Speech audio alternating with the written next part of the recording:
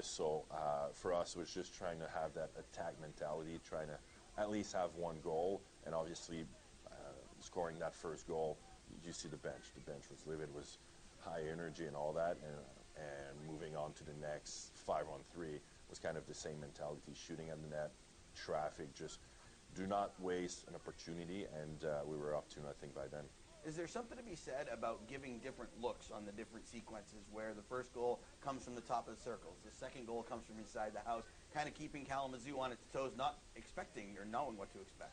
Yes and no. It's more a reading part from the players. I mean, we have a couple set plays. I'll say, okay, let's say high to low, look for a cross, stuff like that, maybe behind the net and stuff like that. But at the end of the day, players gonna read and make plays. That's on them on the ice. So if they see something else, let's say we want to run high to low, but whoever is on the back post wide open with a free empty netter, well, don't miss that chance. So for us, it was just kind of reading, and obviously our two power play unit have different looks, so it's make it hard for the opponent to just kind of adjust because, okay, this unit is playing this and that, but now we have another unit that is totally different.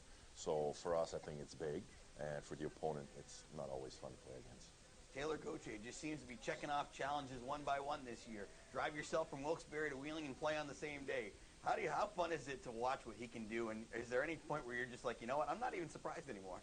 No, I'm not even surprised. I think it's a breakout year for him. He understands what he needs to be or what he have to be to go to the next level. Basically, consistency is kind of the level for him right now. It's not always easy to just drove like 4 or 5, 6 hours the same day, show up 2 hours prior to the game and just be the starting goalie. But no, we're not surprised. This is who he is basically, and he's just, when Taylor Gauthier is dialed in, he's really hard to beat. What do you have for your keys for today's game? For us, just not giving anything 5-on-5. That's the biggest thing. It's a good team, but if we can shut him down on the rushes, we're having the most chances. Now we're looking to make 2 in a row. That's our biggest challenge right now because I think 75% of the game left in the season is against the same division. So it's mostly, like I said 2 games ago, it's 4 game points every single night. So for us, that's the 2 key points for tonight. Very good, Mitch. I always appreciate a couple minutes of your time. Best of luck out there this afternoon. Thank you, Deej. Nailers assistant coach Mitch Giguere on the Comfort Inn Coaches Conversation, part of our WV 811 Nailers pregame show. Opening faceoff between Wheeling and Kalamazoo next on the Nailers Broadcast Network, presented by Main Street Bank.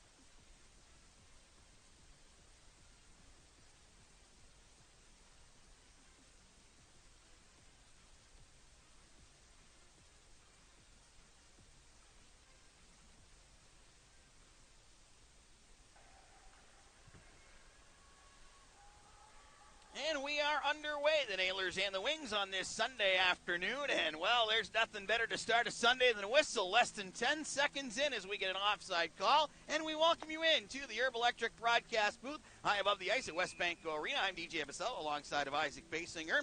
Nailers in the black uniforms with the sunflower yellow numbers and letters on the backs and sleeves. Actually, the nameplates are white, as Corsi as right side backhander from the slot. is patted away by Vorva, and he grabs the rebound in the glove. Wings in the white uniforms with the blue numbers on the backs and sleeves, white name plates as they go from right to left. Flip-flop those directions if you're watching along today. Vorva able to glove that one up with the now blue. It used to be the red lobster. Now I guess you could call it a blue lobster.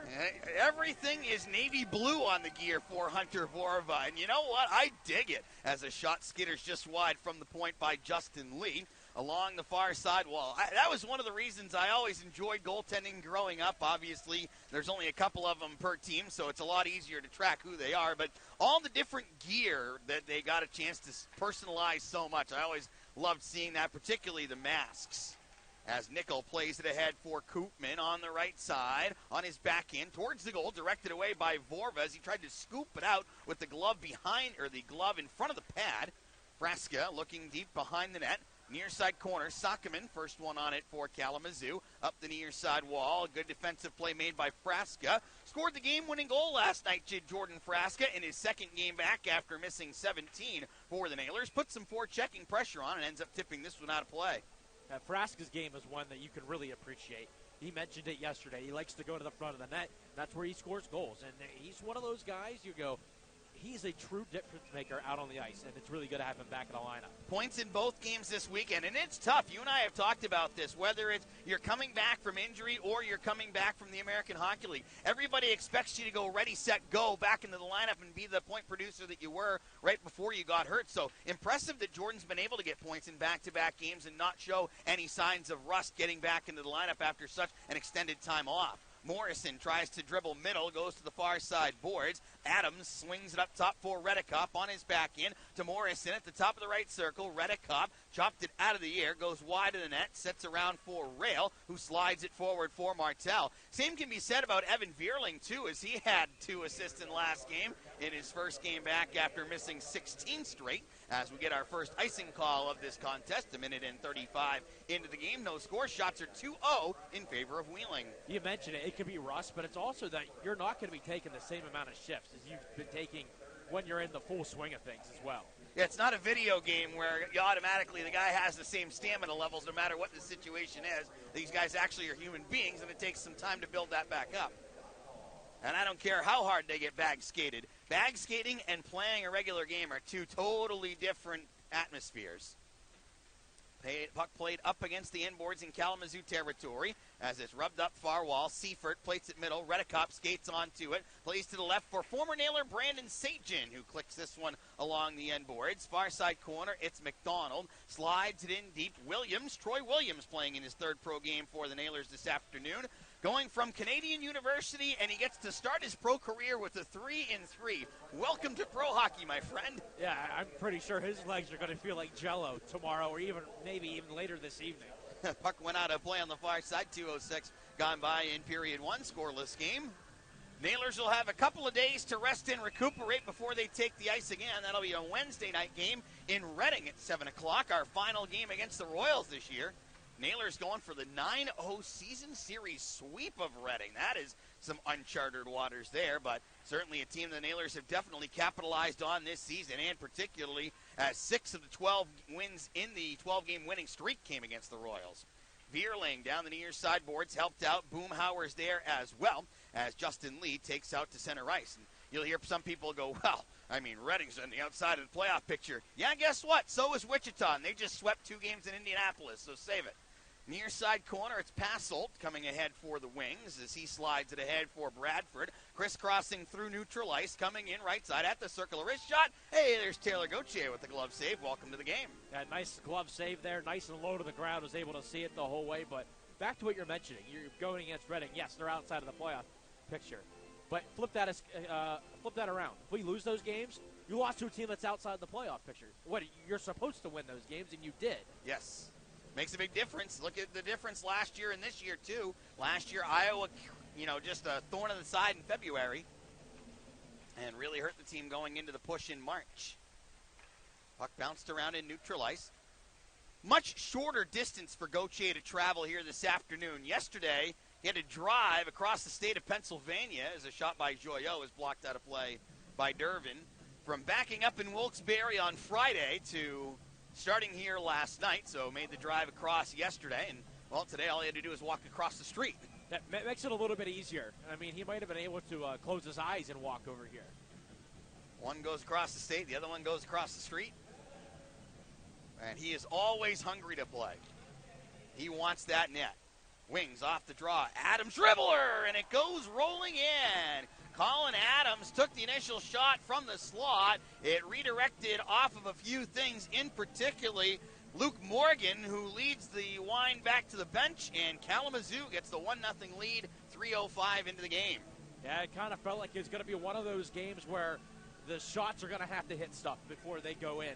And this one, as you mentioned, goes off of Morgan into the back of the net. 1-0 early lead for Kalamazoo. Definitely got halted along its way, and it changed directions and went all over the place, and should be Luke Morgan getting the credit. And it is indeed Morgan who gets credit for the goal. Wings have it at the right point. Sockman wrist shot, glove save made by Gauthier. It's a good save to get back in the swing of things there. Bodies in front, Gauthier is able to see it and make the save. That's definitely a definition of a dirty goal there by Kalamazoo, as Morgan picking up his 5th goal of the campaign. Adams will get 1 assist, and we'll wait on the second one. So the Wings strike first, and boy, when they get leads, do they ever go into lockdown mode ever quickly. So we'll have to see how this goes for the rest of this afternoon. I know we still have 56 minutes and 38 seconds to go, so Nailers obviously still have a juggernaut of time to work with. Oh, Redikoff just throws down Koopman. Jankowski and Corsia come over, and it's going to be Corsia who throws down with Redikoff in center ice. Lining each other up, Corsia and Redikoff, as they both try and grab a handle. Now they do. Who's going to loosen up an arm? Redikoff got the right free. Corsia tried to come under with the right. Both trying to go over the top. Corsia's helmet springing off as Redikoff just continues to fire the right hands as the linesmen step in. That's a fight there for Corsia. It looked like Jankowski wanted to go with him first. Probably a little bit better of a fight for Corsia to step in there, but a big hit standing up for your teammate. Somebody has to do it because Redikoff put Vierling on the shelf early in the season. He drilled Laviolette last night. Like, you can't have him feel like he's going to dictate a game. You've got to stand right up there, and somebody's got to go. So good job by Corsia throwing down with Redikoff.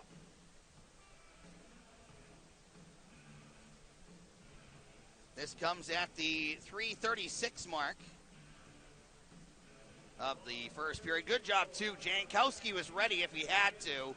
But Jankowski, skill guy, so not necessarily in his wheelhouse going against a heavyweight in Redikoff. I mean, he did it once against Cole Frazier, but still, I think he did his due diligence that time.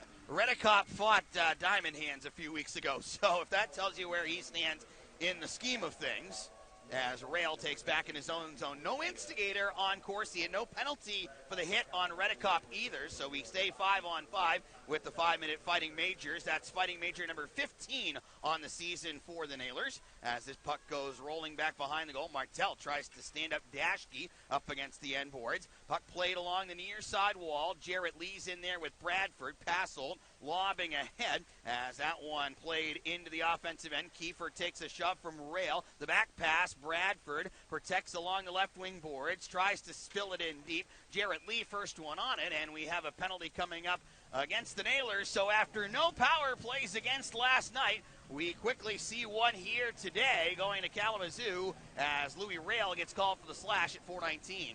Yeah, behind the net is where Rail was, and as DJ, you already mentioned, it's going to be a slash. So, I mean, the project best penalty kill had a rest last night, but have to go with it here. But it's unfortunate because you have Matthew Corsia in the box, who's one of the better penalty killers on this Nailers squad. Usually one of your first forwards out with Matt Koopman.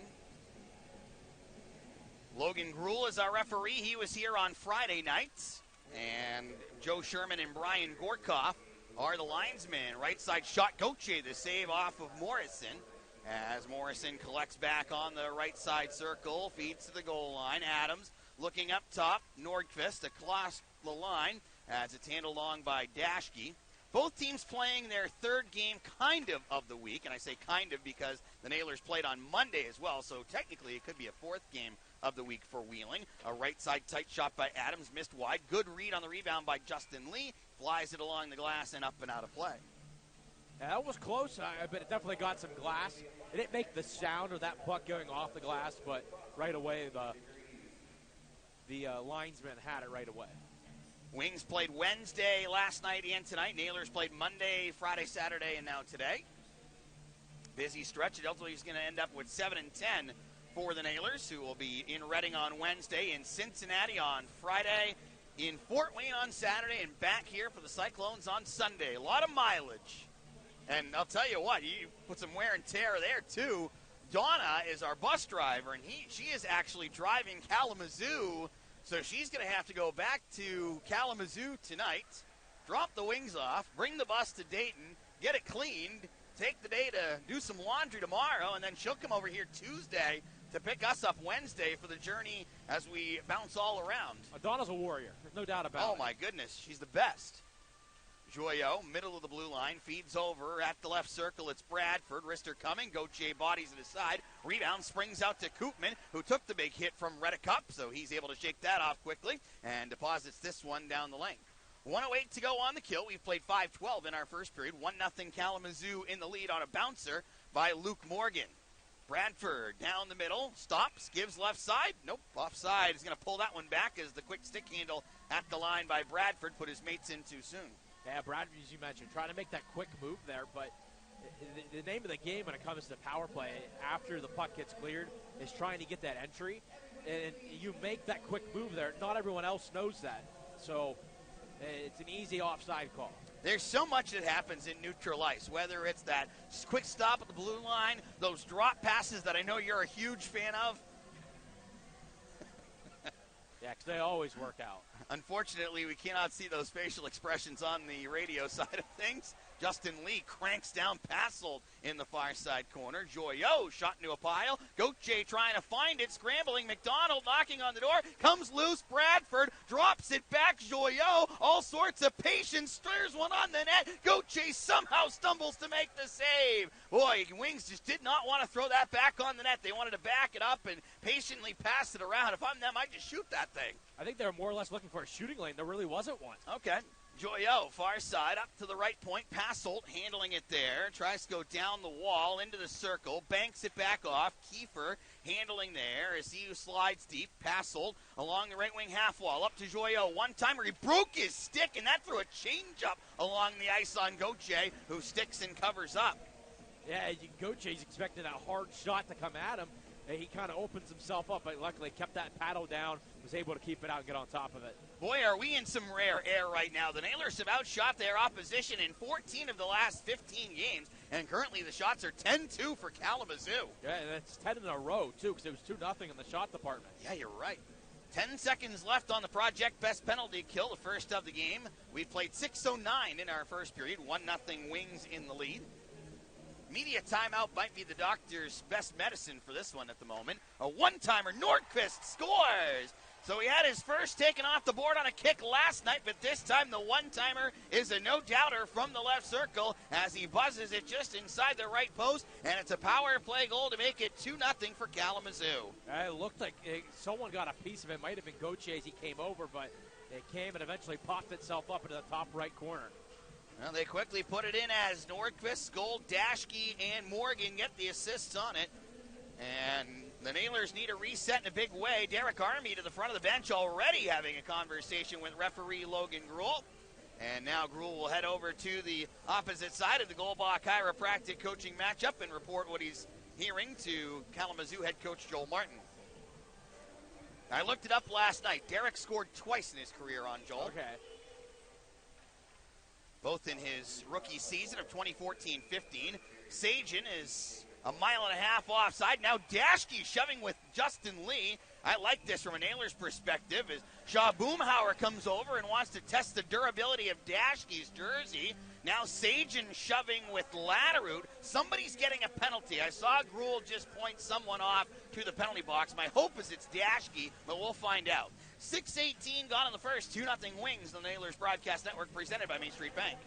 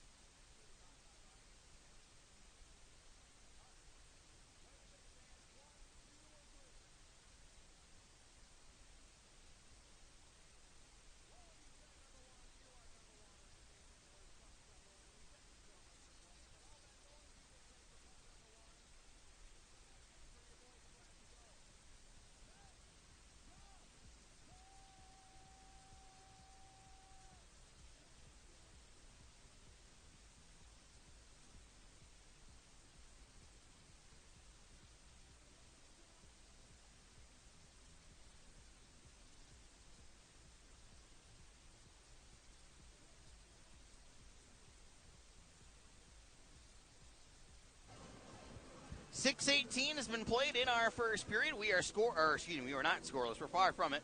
It is a 2-0 Kalamazoo lead over Wheeling here this afternoon, matching Rushing Miners to Troy Williams for the Nailers and Derek Dashke for Kalamazoo. Hey, that's one way to get yourself a good reputation in the locker room, trying to turn things around by getting some of the physical play started for Williams. Also puts 2 D-men in the box for Kalamazoo. Yeah, you're very right. Redicop with the fighting major. And now Dashke going off, 2 totally different defensemen, as a matter of fact. One has 11 goals, one has triple-digit penalty minutes. So a little bit of a mix in there. Vierling scrapes away. Nailers might have a chance. Odd man rush. Here they come. Left side. Gives to Martel. Wrist shot. Score!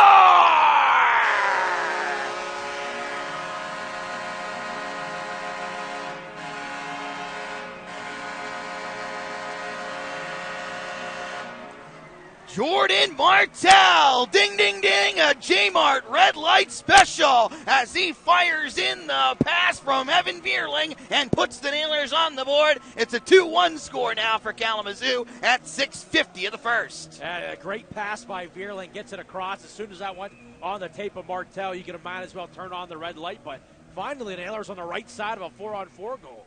That was a great setup by Vierling because it was starting as a 2-on-1 but turning into a 2-on-2. So the Wings had the bodies back, but Vierling delivers the perfect feed to Martel, giving 3 assists in 2 games, and Martel with his team-leading 25th goal of the campaign. This one's wiped into neutral ice. Fresca handling over for Justin Lee in the left side circle of his own end. Bangs it up. Here comes Fresca in on the left side. Stops, tries to shimmy it over for Koopman, ends up sliding on goal, and that's where it's covered up by Vorva.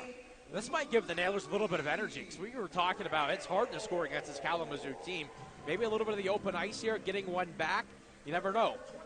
I like it, and maybe we'll look back and say, hey, what Troy Williams did was possibly something to get the guys fired up, get them ticked off a little bit. Let's go, see if we can get some spirit in there. Nailers, obviously, just 32 seconds after that happened, they get the 4-on-4 goal to make it a 1-goal contest. Let's see if they continue to keep on riding. Latterud has the puck explode off of a pass back to Drake. Duce comes firing ahead out of his net and plays it up the far side. That's going to be interference. Walters took down Jarrett Lee. The puck was nowhere near the vicinity of the play, and the Nailers are going to get 4-on-3 for 47 seconds to tie it. You might think I'm crazy here. Go ahead. Would you consider taking a timeout? No, not no. 4-on-3 at this point of the game to possibly tie it up. We still got 52 minutes to go. I appreciate. Here's one thing I got to say for you. You don't get to take that timeout home with you. You don't, but there's a lot of game left to go. I did ask Derek Army, though, about that last night. About the 5-on-3 as well. And he said if it was down to 30 seconds left in it, he probably would have taken it. But he felt good going into the full 2 minutes or the just under 2 minutes of it and wanted to see what he could get out of it. Martel, right side, wrist shot through traffic. That one busted wide. Vierling up to Justin Lee. Right side circle. Vierling handling there. Tries to go middle. Puts it into Justin Lee's skate. Kicks it around, going middle, goal line Frasca, bottom of the right circle, gives up top, Vierling to Martel, fakes the one-timer, wrist shot from the dot, and the save made by Vorva as he holds it. I like that Martel didn't rush that. I think he wanted to go for the one-timer, didn't realize he wasn't going to be able to get a good enough shot off, so he held it, and that gave Vorva enough time to get over. But still, it looked like an uncomfortable save by Vorva. 21 more seconds of 4-on-3, a minute and 34 total power play time as the Nailers trail the Wings 2-1. Puck slides towards the net, ticked aside by Vorva, and it's cleaned out on the backhand by Sockman. Goche sets off there for Justin Lee, who carries ahead, middle of the ice. Martel, right side at the circle, jams on the brakes. Justin Lee at the right point, feeds left circle. Vierling steps up, wrist shot, getting a piece of that Vorva. Hammered around near side boards, going off for the change. Williams is he and Dashke back on the ice. So we're 5-on-4 now for a minute and 3. 2-1 Wings in the lead. A lot of scoring early on. We did not expect to see that this afternoon. Taking a tumble was McDonald. Martel tries to plow through Bradford. Joyot, near side corner. Jankowski battling him. Puck comes out to McDonald. Gives to the middle of the ice. Wings try and bust in. Bradford, the drop pass. McDonald keeps the play moving as he serves it around the top of the dasher. Fires over far side. Frasca, first one on it. As he maneuvers his way into the middle and then finds some open space left side. Pulls back as he waits for his teammates to make a power play change. Beliveau, open pass far side, nobody home as that one ticked around. Joyaux for Bradford, play offside on the wings. I guess that one being offsides there actually helps the Nailers because it looked like the Wings were going to be able to work their way in. And now Corsia and Redicop heading back to their respective benches. With 24 seconds left on the power play and 9:07 gone in period number 1, 2-1. Kalamazoo in the lead. And this one is cranked all the way down by Dashke. Gauthier setting it aside.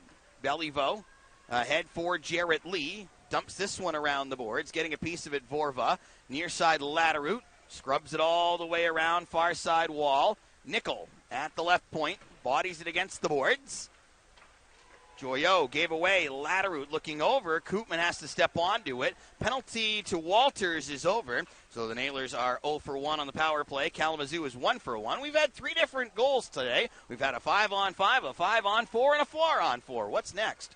Latterut plays it ahead. Here comes Jarrett Lee carrying in. Far side, Koopman, return feed. Lee, tight shot. Stick save made by Vorva. Boomhauer jumping up out of the right side corner. Tries to wheel it back up towards the blue line as this one's dumped around. Koopman working behind the cage. Kicking in the trapezoid. Comes out near side. Boomhauer trying to throttle into pass hold. Nickel long shot from the right point. Sticked away by Vorva. And it goes up and out of play.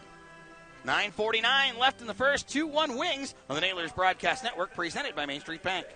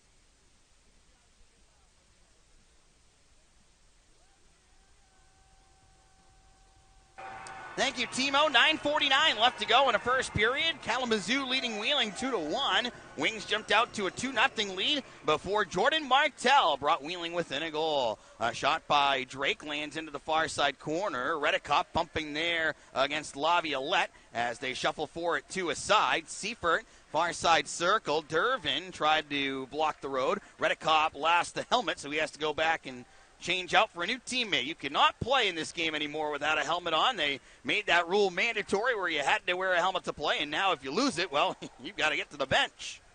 Sockman dribbled in. Laviolette, nice block as it's played along the bench side boards. Going back there is Nordqvist, far side. Seifert slithers it through. Justin Lee, first one on it as he winds behind his net, feeling off some pressure as he comes up near side. Laviolette helped out by Dervin, got it out to center.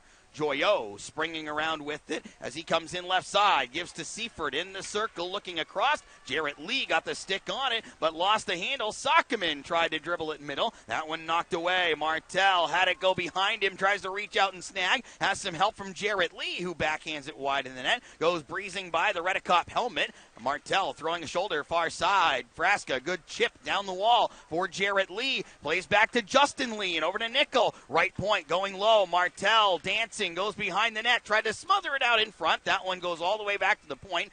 Thrown up near side wall by Justin Lee. Frasca glides behind the net. A one-time feed to Martell. Just missed wide left. Now Nickel through traffic. Vorva the save. Wings hack it out of the zone. Nickel regroups back in center. 8:14 left to go. First period, 2-1 Wings. Martell, drop pass. Frasca, left side, twirling. Gives to Jarrett Lee. Hooks around, left side circle. Feathers a backhand. Back to Nickel. Down to Martell on the right wing half wall. Backing up towards the point. Gives off to Jarrett Lee. Lee handling long one-time try by Martel, blocked by Adams, tries to sprinkle a backhand through the low slot. That one kicked around, far side circle. Jarrett Lee drops it back. Frasca rises up, puts it up over top of the goal. Jankowski keeps in at the right point. Good offensive zone pressure for the Nailers possessing the puck. Jankowski looking deep for Jarrett Lee. Gets the return pass. Jankowski trying to body through behind the net. Corsia up to the left point. Beliveau has it there. This one chipped as it lands into the near side corner. Redekop got a teammate's helmet or a spare helmet on the bench. That's one thing that for the Nailers, Bill Higgins, if a player loses a helmet in play, in case it's a long stretch for Rail, plays it to the middle of the ice. Koopman cranks it in near side corner. Takes a carom for Joyot, who sets up behind the net. And now they make him two where you can change the sizes on the helmet, so even though it may not start as your size, you can maybe adjust it and get it that way. Wings play it behind the offensive net. Passel gives Bradford. Shot, score! Eric Bradford got just enough of it to leak it in beneath the arm and the jersey on Gauthier. And the Wings reestablish their 2-goal lead. It's 3-1 with 6:53 left in the first. And that's disappointing because the Nailers had such a great run there of getting plenty of shots and plenty of offensive pressure. But as you mentioned, Bradford is able to work his way down, a gifted scorer, and he's able to beat Taylor Gauthier. And unfortunately, that one, you look, that's a defensive miscommunication because Bradford was sitting there all alone in that right side circle, just licking his chops with his 54 points, now 55 on the season, and saying, give me that thing because I know I can do something with it. And Passolt put it to his line mate, and it's a goal for Bradford. Passolt and Kiefer on the helpers. Latteroot busting in, left side on the backhand. Redekop forces it up into the air where it's punched out with a blocker by Vorva. Vierling staples into Kiefer as Sockman takes over. Redekop to the left side of his own end. Washing ahead. Passolt looking for Kiefer. Poke checked away by Wheeling. Delayed offside on the wings as Gauthier sets it off for Drake. Drake taking his time as he starts to come ahead with it. He missed Friday's game, was under the weather, but good enough to play back-to-back here. Latteroot returning today after taking the non-penalized hit into the wall from Vulcan on Friday night against Fort Wayne. Wings dump this one into the near side corner as Justin Lee plays it ahead. Jackson Castor got run into by Jack Dugan Friday night against Fort Wayne, which somehow is also matching penalties. Sensing a trend, anybody? But Castor was not good enough to go yesterday, but he was good enough to back up in both contests.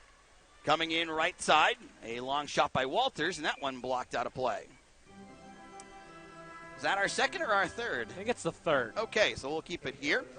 5:36 remaining in the first period. Not what we expected in the first period today, Isaac, is the Wings have a 3-1 lead at the moment. Yeah, expecting more of that defensive game, but that's not what we've gotten. We've gotten, 4 goals. We got more goals here in the first period, or whatever we played in the first period, than we did in all of yesterday's game. And unfortunately, you're looking at it where the Wings have been able to get in and penetrate the house, where Adams had the shot on the first one that set up Morgan in close. That original shot came from between the hash marks. Obviously, the power play one-timer by Nordquist. And then on the third goal, Bradford was sitting there wide open in the right side circle with that chance to just rip away. And it's one thing that this Nailer squad did so well yesterday, was limiting those chances. And now this game, not so much the case.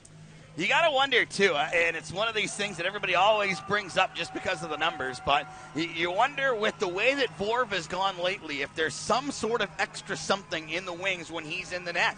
I mean, he's won 6 straight, 8 of his last 9, and he's been downright awesome in those games. Hey, a little extra confidence in the tank. We talk about how great Taylor Gauthier has been all year, and it's probably one of the best goaltending performances that we've seen from a Nailor goaltender in at least close to a decade, as he's the first Nailor goaltender since Frankie Palazis in 2015-16 to win 20 or more in the same year. But Vorv is on a run right now that is downright incredible, not counting today. Last 11 starts from him, he's only given up 17 goals, and he's 9-2 in that span. Frasca along the end boards. Nickel takes there.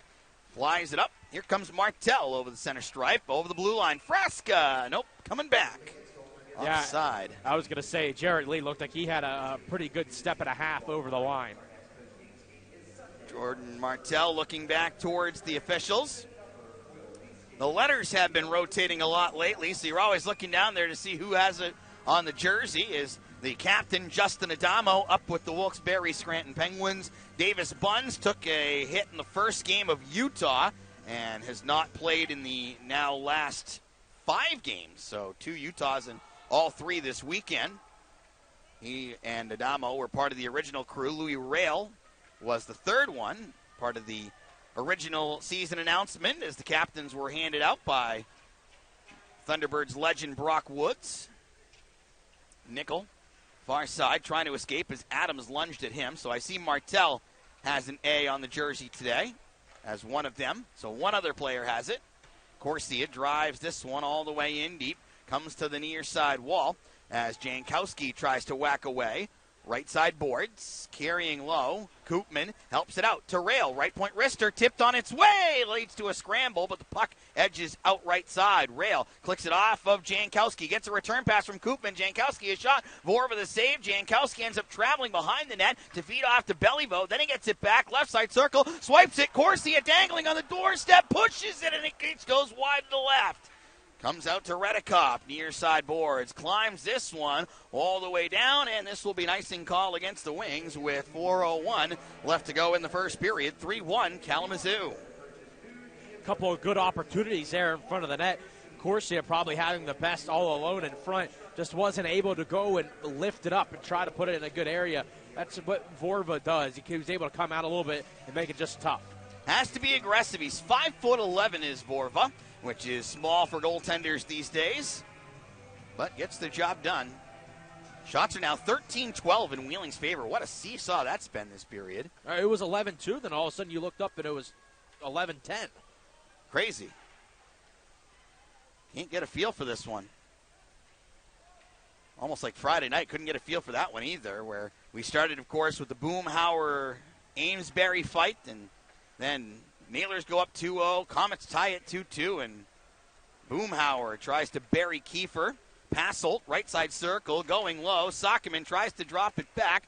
Joyot at the right point, handling it along. Kiefer, long distance wrister, tipped along its way. Belliveau with the direction as he tries to play ahead for Vierling. It ends up being Latteroot who bloops it into the near side corner. Joyot, first one back on it, tucks it off as Sockman takes there for Kiefer. As we're going to be doing on a weekly basis this year as we wind down after tonight, we only have 20 games left in the regular season, and we are going to be very much watching closely on the ECHL standings, so we're going to see how they change from week to week and see where this thing will take us all the way to the middle of April and see who gets to play for a Kelly Cup this year. Martel in, right side shot, may have been disrupted on its way by Dashke. It goes along the ice and sticked and covered by Vorva. Even though it looked like, I agree with you, I think there was a stick in there on that Martel shot, but that might change the eye level slightly. Seeing one go low, he's normally one that's going to shoot and try to pick a corner. You know how we know that we're getting close to getting ready for the playoff stretch? The sunlight coming in through the windows. Yes. The west side of West Banco Arena, if you're here in the building, you can look over there, the west side being the penalty block side, and you can see the sunshine above the Ohio River. Coming into the building, that means spring is on its way. Williams chasing down behind the net, rubbed around far boards as Martel goes to chase. I would like to send a personal thank you to Joe Babick and the ECHL schedule makers this year, as they gave us the off day on Spring Ahead, as Troy Williams sends someone springing for a loose puck in the stands. Yeah, that I didn't realize that's when that was. Yes. But that's an A+. Yes. There's nothing worse than having to play in 2 different cities on the Saturday and the Sunday to begin with, and then losing an hour of time because you got to change your clocks. So let's make that a regular thing, shall we? Puck played near side corner boards as Walters goes back to play. That will be in 2 weeks on March 10th to 11th. Or something in that neighborhood. 9th and 10th, that's what it is. You can figure it out. Google's a great toy. Belliveau strikes it wide. Boomhauer off the end boards. I don't know if he was trying to pass or shoot, but it ended up sliding off the toe of his blade to the left.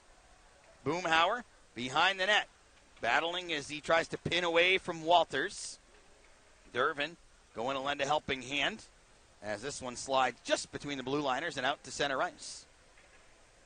We'll be coming back from our third game in 2 weeks in Fort Wayne, as the Nailers will see a lot of the Comets in the coming weeks. Jankowski feeds off Corsia, dragging deep, tries to spin away from Morgan. Right side out of the corner, continuing to spin. Corsia goes back behind the cage. This time he drips it back out to the line. Belliveau to rail, just keeps it on the blue. Jankowski tried to spit it farther forward, but the Wings able to take away. Dumped in by Adams, takes a hop, skip, and a jump. Gauthier able to guide it over far side for Belliveau. Off the window, out to neutral ice. Setting down a bouncer is Koopman, going middle. Jankowski tried to kick it right for Corsia. Redicott picks off at his own slot. Dusts it out far side for Morrison. Got plastered into the wall by Dervin. Koopman dodged Adams, who looked like he was going to try and run him off the tracks.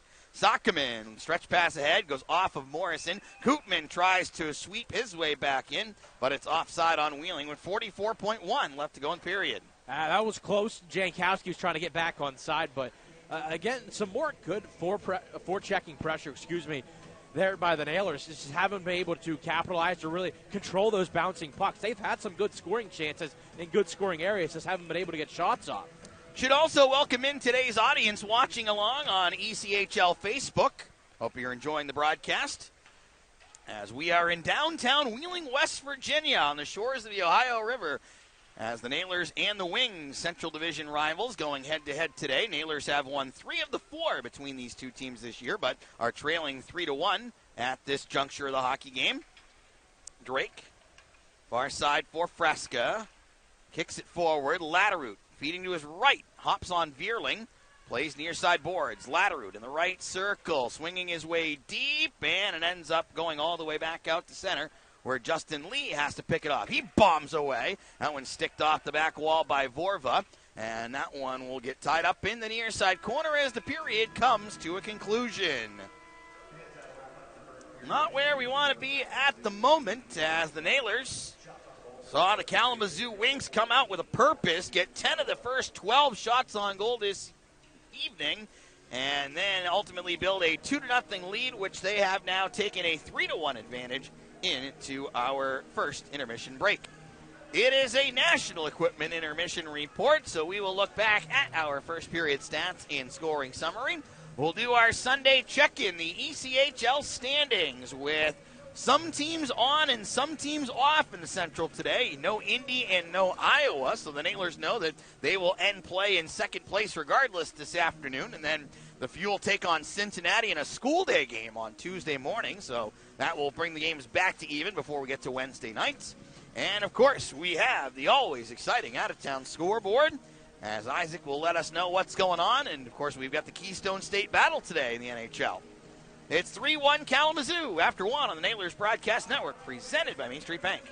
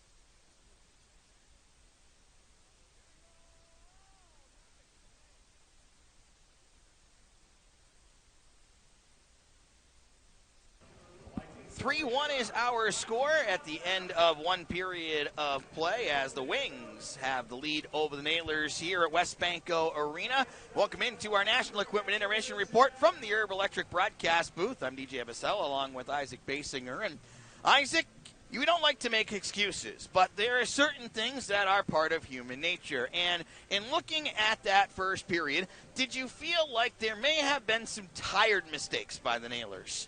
Yes, it didn't seem like they were playing like they did last night. Let's put it that way. And I get where you're coming at there, but it's still, though, at the same time, you want to be able to come back because, you know what, the other team played last night as well. Yeah.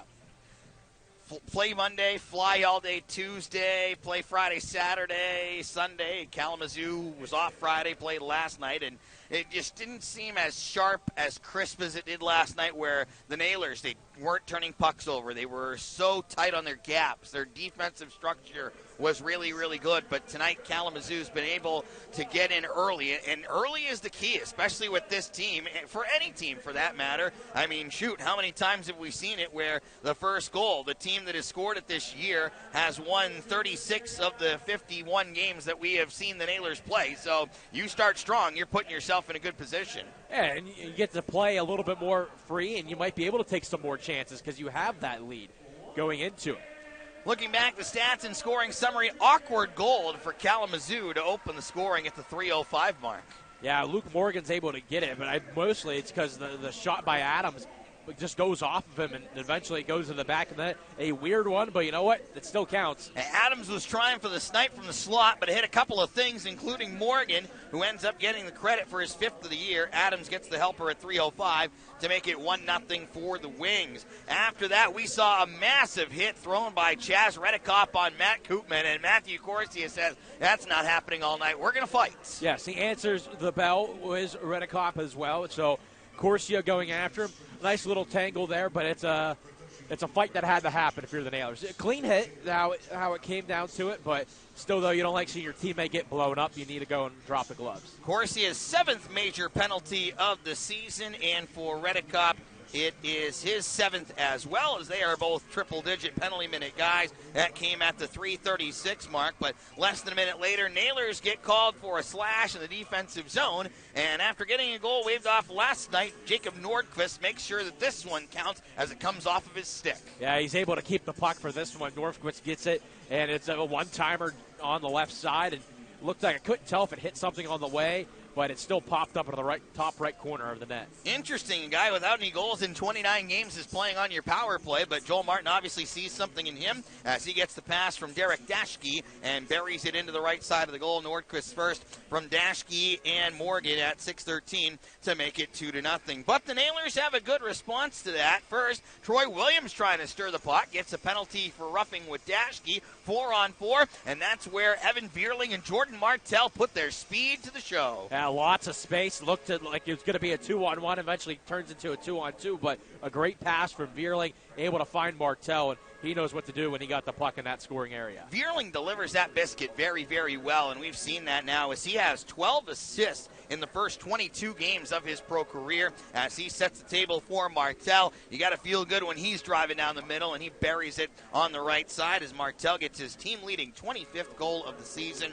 Bierling and Rail, the helpers at 6:50 to make it 2-1 for the Wings, but Kalamazoo picks another one up at 13:07 as the Nailers lost coverage on Eric Bradford. Yeah, and he's one of the guys you don't want to lose coverage on, and this all comes right after the Nailers had a great sequence going back and forth, picking up plenty of shots, but it kind of puts a bad taste in your mouth after when Eric Bradford's able to work his way in and just beat Taylor Gauthier. Passold makes the pass from the goal line, finds Bradford. He was literally as wide open as open can be in the right side circle. Gauthier came out, tried to cut down the angle, but Bradford found the 6-hole right underneath that right armpit as Bradford picks up the goal. It is his 19th of the year.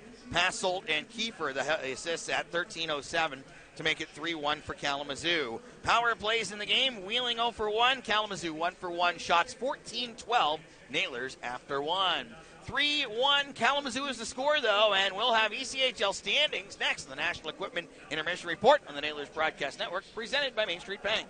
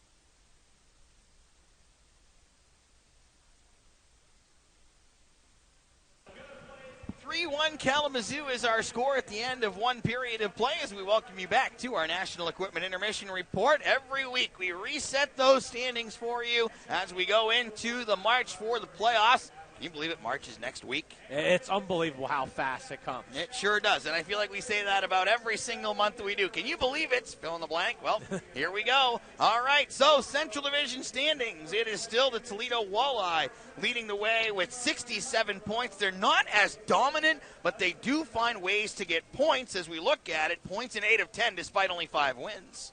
Yeah, they're one of those teams that everyone goes like, oh, maybe they're down. Maybe they're down. Just wait. They'll find their footing, and they'll be okay. They've built so much of a lead early on that they've been able to just keep that spot right where they want it to and fend off the pressure that's coming from behind. And that pressure coming from behind is in the form of the Nailers, who are currently in second place at 62 points. Obviously, the 12-game winning streak helps a lot. 14-3 in the last 17. They're putting themselves in really good shape right now. I really like how the Nailers have been playing as weight. I mean, if you look at the standings as well, most wins as well with 30, which is a really nice sign to see. And when they had a 7-game winning streak, the Indy Fuel, you knew that the Wichita Thunder were going to end it with back-to-back wins, right? Indy is in third, currently with 61. Oh, I think I had that one drawn up a couple weeks ago, if you didn't know that. But Indy's a team that we see them. They've been a thorn on the side of the Nailers so far this season. But really, just looking at it, they are a solid team, and especially if they're getting help from affiliate in the goaltending position. Zach Driscoll is good, but you get Mitchell Weeks down there as well. They're very good. They have one of the best goaltending tandems, if not maybe even the best in this division. Number 4 is a tie. It is Kalamazoo and Fort Wayne sitting there at 55. Those are two teams that can really get the job done. It comes in each night to depend on what's going to happen. I feel like if they can both get to, if they use the cliche, play their own games, they both can win whatever games they play, but sometimes it doesn't always happen. Right now, despite being tied, there is one note in there as there is 3 games in hand for the team we are playing tonight. Kalamazoo is playing game 50. Fort Wayne is playing 53 this afternoon. Cincinnati loses back-to-back games against Iowa, sitting there at 51, 4 points out, making you really scratch your head right now with the Cyclones. They're a team you just can't get a read on because you look at them and you go, man, they should be a lot better than what they are. And they just haven't been able to get it all put together. And I think a big thing to look at that is we talked about an affiliation change with them, but also at the same time, goaltending's been a huge question mark for them. The Rangers gave them nothing. And Wheeling is 4-1 against Cincinnati. Going to be fascinating. We see them Friday there and Sunday here next weekend. Iowa rounds out the bottom at 49, but they're trying to knock on Cincinnati's door. 3 straight head-to-head wins. Coming to life a little bit are the Heartlanders. Yeah, they are. Mountain Division, it's still Kansas City in the top spot there with 77, and we've got Idaho at 71, and it seems like those two are the class of that division. They'll be hosting home playoff games in the first round. That they will, although Idaho just got a 10-spot put up on it last night by number 3 Tulsa, so the Oilers with 54 have to be feeling good about that performance. You put 10 goals up, but one thing if you're Idaho, it only counts as 1 loss, so it doesn't matter how many you give up. For a while there, it was looking like a 2-horse race, Utah and Allen. Utah 49, Allen 47. But, hey, Wichita's rattled off 5 straight wins. They're at 45. Hello, Thunder. Yeah, they basically came from the basement. We looked at it a couple weeks ago. They're like, least amount of points in the league. What are we going to get out of them? But, as you mentioned, right there on the doorstep, and there's possibly a good chance. But games in hand do not help them. No, but this is why do we do this each week because, Wichita was not even in the conversation when I last did these, and now all of a sudden it's like, well, you know what? They're only 3-4 points out of a spot, so certainly they're putting themselves into a talk. Rapid City at the bottom with 40 as they have dropped 8 straight games. That one has gone to a thud really quick. It happens from time. You can really see when you get this point of the season who's a contender and who's a pretender. Still looking like Adirondacks running the North at 73. Still looking like Norfolk's number 2 at 62. But where it starts to really jumble up is pretty much the rest of it. Now, 11 points is a lot as we go from 3 through 7. Newfoundland's at 57. They're somewhat comfortable at that 3, but teams behind them have a lot of games in hand. Yeah, only 18 games left for Newfoundland, which is crazy to think of. Worcester is at 50 in 4th. Maine is at 48 in 5th. Reading is still alive at 47 in 6th. And Trois-Rivières in 7th at 46. So you've got the bottom team is only 4 points back of a playoff spot. Don't count out Reading quite yet. No. In the South Division, Greenville at the top, 74, but they have a lot of company right now. Jacksonville has points in 13 straight games. The Icemen have ramped all the way up to 70 at 12-0-1 in that run. South Carolina sticking in that as best as they can at 65. Florida starting to pull away at 63. Orlando at 58. And Savannah and Atlanta are pretty well going towards irrelevant land. Yeah, a five-team race in the South. Absolutely. It's a 3-1 Kalamazoo lead after one. Second period action. Maybe some scores from the National Equipment Intermission Report on the Nailers Broadcast Network, presented by Main Street Bank.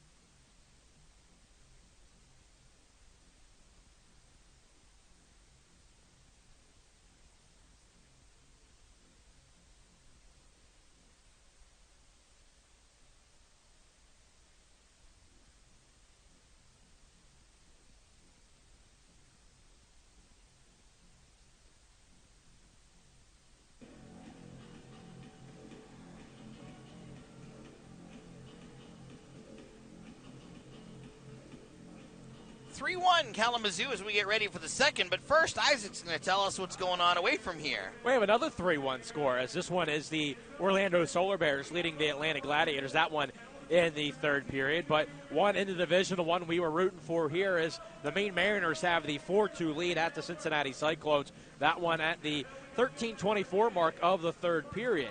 4-1 Rapid City in the lead at the Greenville Swamp Rabbits in the third period. And a couple of games that are right towards the beginning of them. One hasn't started yet. That's Utah at Kansas City, Idaho at Tulsa, Fort Wayne at Toledo. Having a fun conversation last night with the voice of the Mariners, Michael Keeley, who after they beat Toledo goes, "Hey, we were finally able to help you guys out." And it's like, hey, you're a little bit behind, but you know what? We appreciate you. You know, we've done so much for them this year in beating Reading 8 times. Nailers going from right to left in this second period. Wings from left to right. Flip-flop those directions if you're watching along on FloHockey or on Facebook Live today. Nickel slides middle of his own end, and Corsi is able to safely play it to the right side where it's dumped in by Jankowski. Near side wall, Koopman carrying deep left side, peppers it around the backboards. Justin Lee feeds off. Koopman nearly overskated it, backhands it along. Corsi into the doorstep for Jankowski, and it goes off his blade into the far side corner. And I know there's a lot of debate there. Some people are like, oh, we want to go chase down Toledo for the top spot. Others are like, hey, I just want to get in. So trying to see where the allegiances go there. I think I would prefer seeing Toledo beat Fort Wayne today. The more teams you can keep in your rearview mirror, for me, the better. Oh, get in. Because you know what? Anything can happen then. Absolutely. A steal in center ice by Joyaux on the right side. Looking middle, Beliveau gets in the way of that. And we really have no measuring stick right now for Toledo. Remember, we haven't seen them since December the 1st. We've only played them 3 times all year. So what they are now could be a complete different story from what we saw then and vice versa. They haven't seen us with Jordan Martell, that's for sure. Nailers carry it ahead. Fresca driving his way in on the left side at the circle, feeding middle. A quick shot by Beliveau going against the grain, and a kick save made by Vorva with the left leg. Back comes Morgan, crisscrossing in for the Wings. His shot bodied away by Gauthier. Lands into the near side circle, corralled there by Fresca as he tries to drill it forward, goes ricocheting off of a wing, and Gauthier has a puck in his doorstep. A good thing he was really paying attention. Could have been looking down the ice to see where that was going, but it went right into that right leg pad. 1:34 gone in the second, 3-1 for Kalamazoo. Wilkes-Barre Scranton off until Friday when the AHL Pens play host to Charlotte. Wilkes-Barre currently third in the division. And Pittsburgh is leading Philadelphia 3-2 in the second. Brian Rust has 2 goals, and Sidney Crosby has 1 for the Penguins, who are currently 9 points outside the Eastern Conference playoff picture. Oh, a centering pass. It was in Latterout's feet. Couldn't quite get it to the stick there as the Wings come rushing back the other way. Seifert dropping off. McDonald a quick shot and a stick save made by Gauthier. But I must preface that and tell you that Pittsburgh has a world of game in hand over the rest of the conference. It seems like Pittsburgh's barely played, but that'll change in a hurry. Redekop, right circle, wrist shot, flew it up over top of the net. As counting today, they play 5 games in 8 days, and that'll start with their West Coast northern road trip over the next week or so as the puck goes out of play. But the key thing about games at hand, everyone goes, oh, but games at hand. You got to win them. Yep. And you got to get points out of them for them to mean something. Yeah, 500 doesn't work. Speaking of Western Canada, there's an Oilers fan on our broadcast there as he I think holds somebody's up the jersey. lost. As we are the affiliates of the Penguins and the Canucks. They played Friday here. Your affiliate played here Friday. Although they do have, you calling him the best player in the NHL right now? McDavid? Yep. I think you'd be crazy not to. Yep. I think he's got that title for the moment. Dashke tries to center. Laviolette has it ricochet around. Kiefer stepping up left side. Bradford tried to turn it middle. Justin Lee long body dive as he makes the play. Be fascinating. Right now it's lining up like Vegas and Edmonton would play in the first round, which was a second round matchup last year. I know run round doesn't really seem like it's much a difference, but it is. Passel chugging his way ahead as this one's flipped in near side corner as both teams looking up at Vancouver at the moment. Speak of the Wings NHL affiliate. Laviolette towards center ice. This one sprung in deep by Kiefer. Gauthier sets it aside. Nickel drives it middle as Fresca carries it ahead. Nailers would love to get the next one here to start to turn some momentum and really change the complexion of this hockey game. Is trailing by 2 in the early stages of the second. 3-1 Wings is our score. Bradford, left side, tries the shot, blocked by Rail. Beliveau grabs the handle and feeds it over far side. Rail drills it forward. Jankowski carrying in left side. Chopped out to center by Sockman. Morgan tries to speed onto it, but Rail does a marvelous job getting back defensively. Turning with it, Morrison along the near side boards. Fought away, Jankowski trying to force out of the zone. Adams opens it on the left circle. Joyaux has it bounce around. Morrison, low slot, tried to touch over to Adams. That one rejected, and Jankowski fights it away. Nailers escape to neutral ice, but offside on their entry at 3:56 into our second, and a 3-1 Wing score it remains. I feel like there's been a lot of open space here in the beginning of the second period. Both teams going back and forth. Wouldn't say a ton of shots. A lot of work from the goaltenders, but still opening up. Maybe that plays to the Nailers' benefit. Face off in front of the Nailers bench. Wheeling playing home game 27 today. One more next week. Martel has his stick slashed out of his hands. I believe Brandon Sajan's going to go off for that. Next Sunday is our Faith and Family game at 4:10 against the Cyclones. And Sajan will sit. Not very often we say we have a nice promo to come in here on a Sunday, but Faith and Family, I'm excited to see what the turnout for that is. Yeah, a lot of groups that I've heard. Mike Frick has been our leader in the office on that project. He's gotten the nickname from it. Father Frick. Father Frick. So Sage and a slash at 4 minutes. Nailers plug in an AEP power play. Wheeling's power play is 18th. Kalamazoo's penalty kill dropped one spot from 4th to 5th last night because the Nailers were 2 for 5, both 5 on 3 goals. Still number 2 on the road, though. Frasca, goal line, Jankowski, left side, sweeps it back out. Justin Lee over to Timo Nickel, gliding in right side. Justin Lee at the top of the right circle. Rister looking for a tip by Jankowski, and that one goes towering up out of play. I like the idea of the tip there because Jankowski not directly in front of the net. You were able to see Frasca there trying to box out his way in front to continue to stay in front of Vorva. Jankowski does get a piece of it, but he clobbered it up into the netting.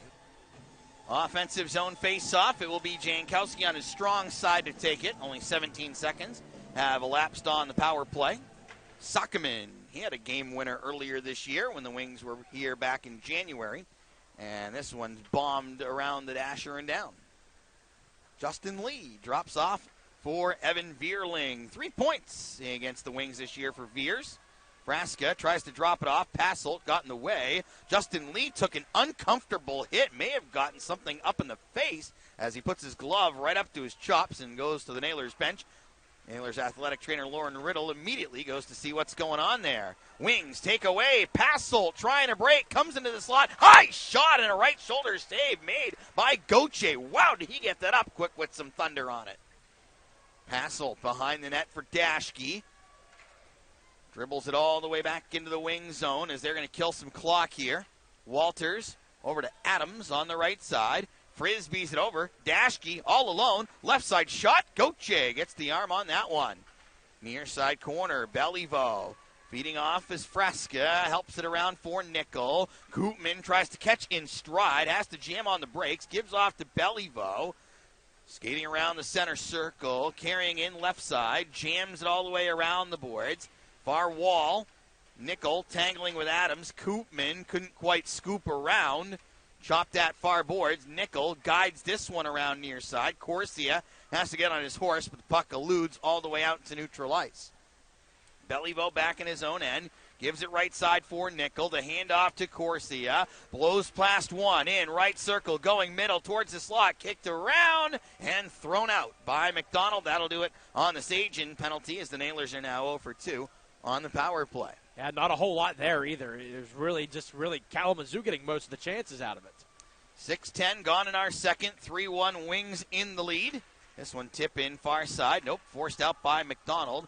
Whacked in by Rail as the Wings take their time. It's Joyaux. Big hit away from the play as getting congested was Nickel in the midst of going off for the change, and he crunched into one of the Wings. Unfortunately, it's a penalty. 6:23 gone in the second. 3-1 Kalamazoo on the Nailers Broadcast Network, presented by Main Street Bank.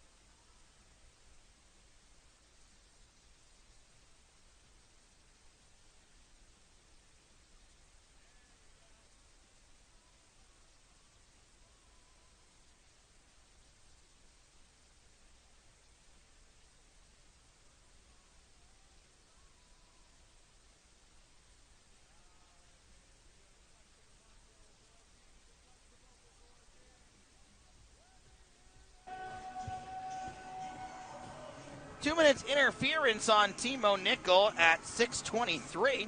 And the Nailers will go to the project best penalty kill for the second time tonight. The Wings scored on their first one. It was Nordquist, his first goal of the season, which came on the man advantage earlier for KZoo. 2-goal deficit at the moment for the boys in black and sunflower yellow. Wings skate middle. Joyaux to Bradford. Top of the left circle. Wings one up over top of the net. Passelt Kiefer kicks back. Right point, it's Joyaux. Trying to go, Corsia almost forced a steal. Quick shot by Bradford, and that one blocked out of play. Corsia and Koopman, shorthanded masters this year, almost, if the puck wasn't hopping all over. Yeah, I think Corsia would have had a full head of steam go in the other direction, and that's a play I don't mind him making in this one. You're down 3-1, and, the game plan yesterday was, defense, and you had a 2-0 lead. So yesterday I would have been like, I don't know about doing that. Now you're down 2. Go ahead. Be a little bit more aggressive. Draw back in the Nailers defensive zone. Gauthier has the mask off as he has the discussion with the referee, Logan Gruel. And looks like he's all ready to go. Logan gives him a tap on the back. Kiefer up to the left point. Joyaux skating middle. Feeds over to the left for Bradford. Return feed, Joyaux in the middle. Right side circle, it's Passolt. Joyaux fakes the one-timer. Gives back to Passolt. Right circle, looking goal line for McDonald, who is right in front of the net. This one's grabbed and chucked out by Latteroute. Got it as far as neutral ice before it's skipped back in by Passolt. Gauthier gets a piece of it behind the goal. McDonald bruised up by Drake. Comes up near side boards. Passolt having there. Twisting it back to the line. Joyaux at the right point, looking for a lane. Quick back and forth with Kiefer. Now it's Bradford to Joyaux in the middle. One-timer. Passolt drills and scores. Josh Passolt, a one-timer from the right face-off dot. Put it into the left side of the net. It's a power play goal for Kalamazoo. And it's now a 4-1 lead for the visitors. That's now 2 goals on the power play for Kalamazoo that have come off of one-timers. That's good puck movement and eventually just getting that shot all the way through. And 4-1 right now, not a great sight here for the Nailers. 18th goal of the season for Passolt, who had a big year last year as a member of the Cincinnati Cyclones. He put 25 on the board last season. And so Wings are now ahead by 3. Battle in neutral ice. Sagen rags it back for Nordqvist. And over to Redekop. Tipped in by Karanen on the far side. Justin Lee's first one back on it. Dribbled around for Beliveau. Scoots it forward. Here comes Boomhauer in on the right side. Trying to drive middle. Backhand to forehand. Tried to shift it on goal. Vorva ends up falling back into his net. But the Wings are there to help him out defensively. Shots currently 18-15. In favor of Kazoo. This one stretched ahead. Icing is going to be called on the Wings with 8:08 gone in our second period. A 4-1 Kalamazoo lead. Yeah, Wing fell down in the process of trying to be there for that puck, and that one was going to be icing if he didn't get a piece of it, and he obviously did not. Give a shout out to the voice of the Heartlanders, David Fine, who was listening during the first period. Not sure if he's still listening here in period number 2. But what a call from Feiner last night. Boy, did I ever love that. Martel from the slot. Wrister blocked by Emoff. Drake towers one towards the pile. Frasca takes a chip, and it goes up out of play. Oh, absolute great one by Feiner. Yep, the Heartlanders won it in overtime, and the call was, and the crowd goes silent. I love that. Feiner's always good at that type of stuff. Yeah. There are a few buildings where I would love to do something like that in. Toledo. Man. Must be springtime around here. Dashke feeds it up far side for Morrison. Poke checked away in neutral ice as Jarrett Lee dishes this one all the way in deep. Frasca bodying with Walters as Martel lands it into the corner. Martel wraps up his man. Jarrett Lee had it taken away by Dashke. Bumps it forward. Wings coming in. Morrison all the way. Tried to fiddle it over to his right. Jarrett Lee got back defensively. He rockets it across. Martel skates onto it. He goes in against Walters and absolutely crushes one, but it goes whizzing wide. Passolt frustrated because the puck got tied up in front of an Nailers line change, and he says, too many men. The officials all look at him saying, nope, you're out of your mind. This one is drilled all the way in deep as the collision takes place far side of Wheeling's offensive zone. Nickel just blows up Morgan. He's got to see if he can get his lid back on, and, well, it's stuck around his neck. The strap is. He makes his way to the bench with it. He almost got clocked by the puck. He hits the curved glass on the bench as he's trying to still figure that one out. He's going to call the equipment manager over and say, can you please help me with this gosh darn thing? Here's the thing. I think it would have been okay because it was covering his face. His whole face would have been covered, so he would have been all right. Did it hit the curved glass or did it hit the bench door that was open? Glass, absolutely, all day long. 9:21 gone by in our second period. Wings leading the Nailers 4-1 on this Sunday afternoon. Technically, he was still wearing the helmet. I mean, that would, I suppose. The strap was tightened, too. Puck around far side boards. You don't need the strap anymore, though. We learned that they made the rule change on that this past year. Which I think is a good change to that rule. Yes. The NHL, it was strap didn't have to be done as Nichols shot from the right point, redirected onto the net, and the save made by Vorva. Unfortunately, the Penguins found that out the hard way a couple of years ago. Boomhauer from the left point. That one sticked away by Vorva. Around the back wall, Latterroot bodied there along the end board, skids it to the side of the net, and Vorva says enough of this. He'll cover up. Couple of good chances there for the Nailers. Long shots getting deflected in the process, so maybe that's going to be the key to success, getting past Hunter Vorva. We're almost halfway through. The Nailers in the Wings playing 6 times this year, 5 of them here, 3 of them on Sundays. They've taken the old Sunday slot on the schedule. Just one more visit, and it is a Sunday at the end of March in this season series. Draw will be to Vorva's left. Rail cruising down far side. Ships this one behind the cage. Corsia to Koopman, and now out to the left point, Beliveau. Rister, good try on the tip down by Corsia, and Gruel immediately motioning that it was a legal tip by Q. Tries to back it up and stuff in on the left side, can't get it to go. Sajin barreled into by Koopman, who frees it up far side. Tried to drop back to the line, McDonald got in the way. Sajin swings back behind his goal. Koopman in pursuit, comes up near side for Seifert. We'll talk to Matt Koopman and Peter Laviolette on Tuesday at the 19th hole, our Wheeling Nailers Power Hour. That's going to be our last one for a while, because we're going to have 3 weeks off. So if you're dying for some Power Hour and some 19th hole wings, well, this week's going to be a good time to come on out. Check out the show. As the puck dribbles wide of the net, Gauthier covers up. And we are going to take the immediate timeout with 9:05 left in the second of a 4-1 Kazoo lead on the Nailers Broadcast Network, presented by Main Street Bank.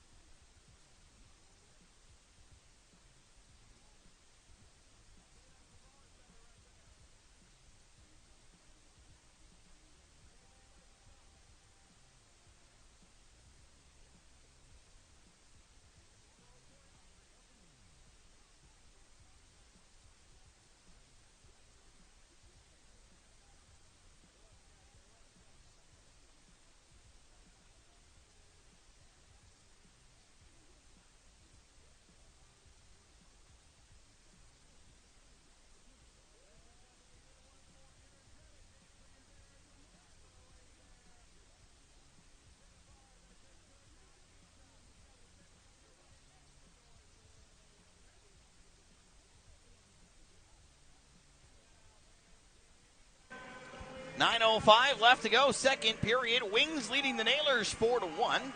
Coming up, our National Equipment Intermission Report. We'll have this date in Wheeling hockey history. A fun one today from my first season. One that I was not expecting to experience. You're welcome to the league moment. Yeah. In front of 8,200 people at Huntington Center. But it was a fun one for the Nailers, but I was sitting there going, holy smokes, what is going on? Wings steal towards the slot. Morrison, he got smoked by Louis Rail and goes for a twirl. Puck down into Kalamazoo territory as it's played near side. I look at Morrison, and he's got the tinted visor on there, reminding me of Kalamazoo Wings legend Justin Taylor, who is out of the lineup at the moment. A long shot by Adams, and that one blockered into the netting by Gauthier. Yeah, you brought me to that thinking when they were on their last power play and they had the puck right on the doorstep. I was like, and that's where Justin Taylor would be, and he would do some sort of move to be able to score. Taylor and Sorensen, both veteran players who are usually ones you can count on as being pretty early in the signing process.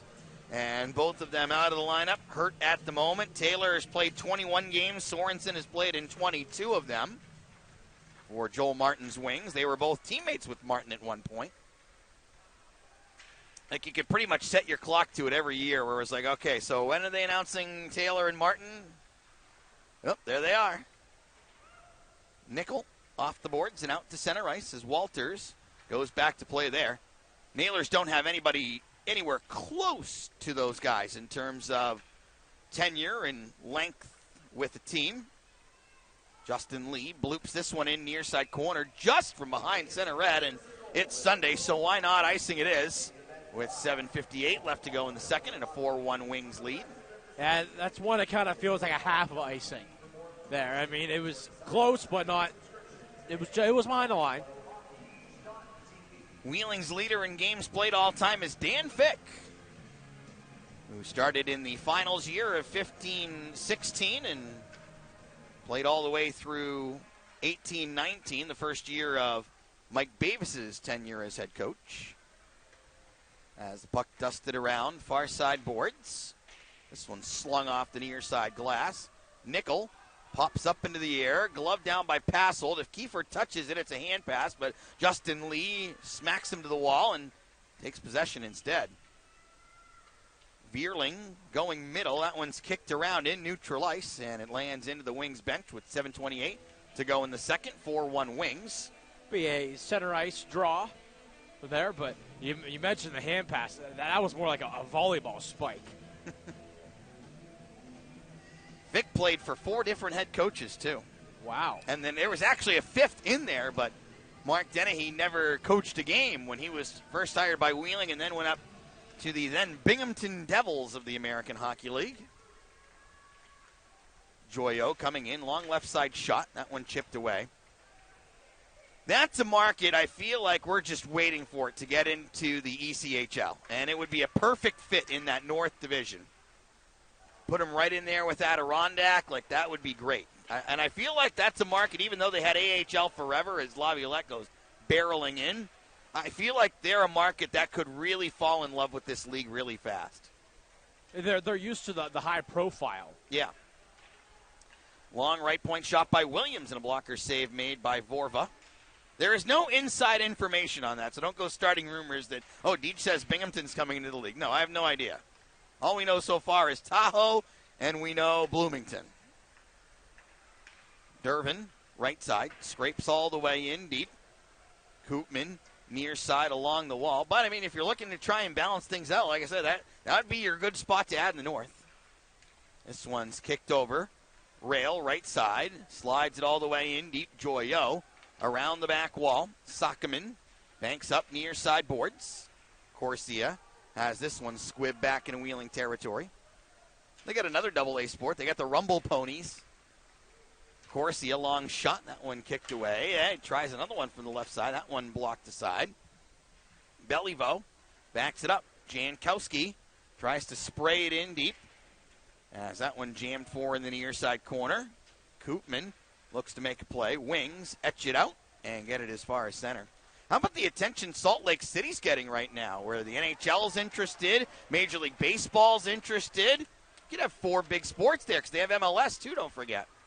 Delayed penalty coming up on the Wings. Jankowski battling far boards, helped out by Jarrett Lee, touched over by Justin Lee. Beliveau drops it off left side. Martel whiffs. And it's touched up by the Wings. That was a little bit scary to go Jarrett Lee with the drop pass. I jump a little bit whenever you have the goalie pulled for that. But Martel, he looked down and he said, I just missed that one. It is going to be a hooking minor on Colin Adams at 14:35. As the Nailers will end up plugging in their 3rd AEP power play of the afternoon. Currently trailing the Wings 4-1. Boy, things are interesting in Pittsburgh, huh? Going back and forth in that one. Lots of goals. Bemstrom building a 4-2 Penguins lead, but Sanheim second and Lawton battling back, and it's 4-4. Penguins and Flyers after 2 at PPG Paints Arena. And Bemstrom, the first game with the Penguins as well, and going with that trade there, that sent Alex Nylander to Columbus, but it's a conditional 6th-round pick. That the condition is it will turn to a 3rd-round pick if he scores 6 goals. So that's one. There's one. So if I imagine if he scores a couple more, it's going to be, how does Wilkes-Barre Scranton sound? Nothing against you. You're playing great. But we don't want to have that pick go from a 6 to a 3. Mariners win.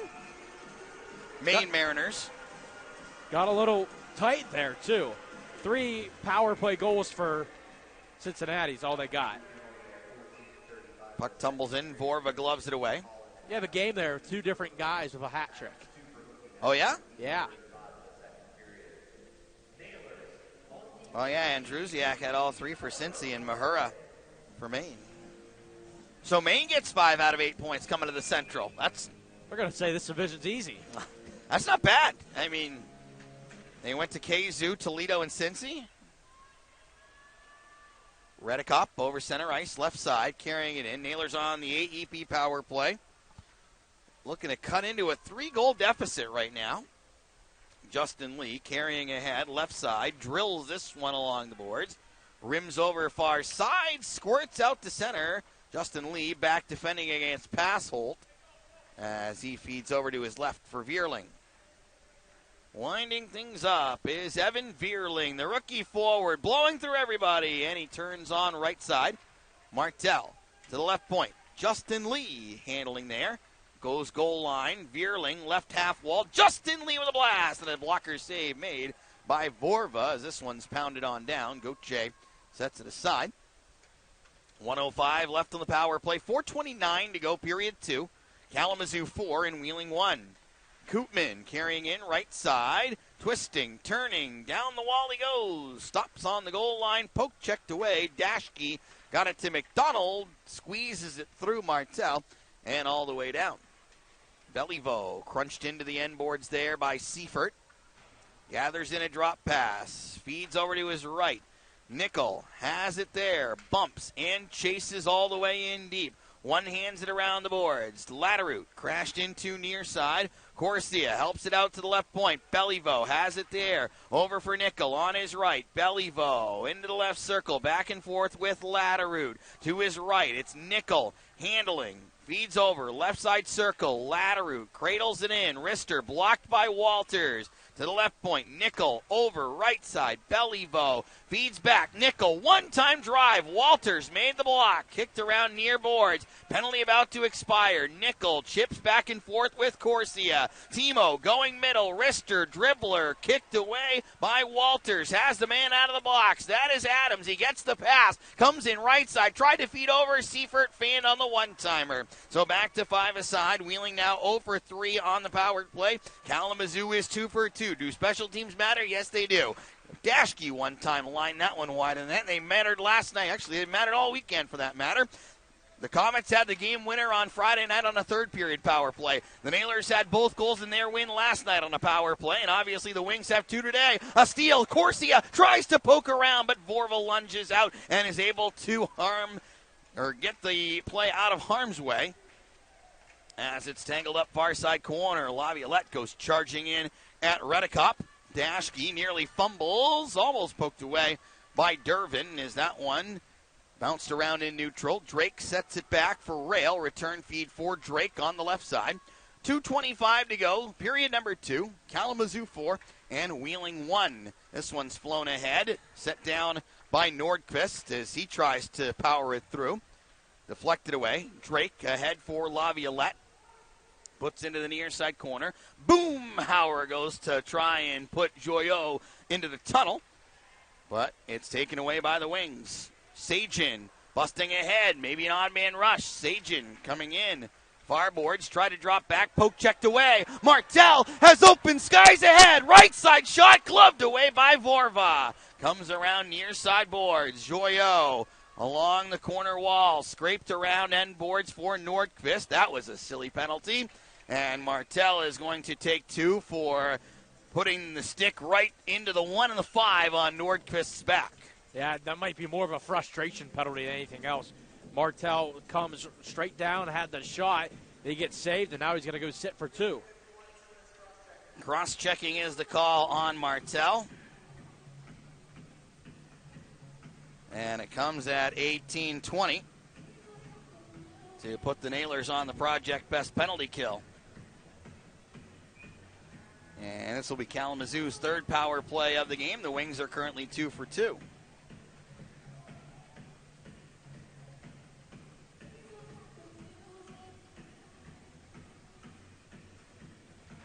And there we go. Puck is down. Nailers control it as Nickel skates ahead on the left side. Carrying in over the blue line. Stops. Goes middle. Latteruda shorthanded shot. Missed wide off Jankowski and Vorva. Holding on the far side of his crease. I think after that shot missed, I think it might have hit the rubber part of the dash or kicked it right out in front of the net. The Nailers, unfortunately, aren't there to smack it on the doorstep. 1:26 to go in our second period.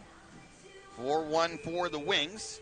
Only the 1 goal this period. It was Passolt's back at the 7:26 mark. Nailers' best periods this year have been the second, but nothing to show for it here today.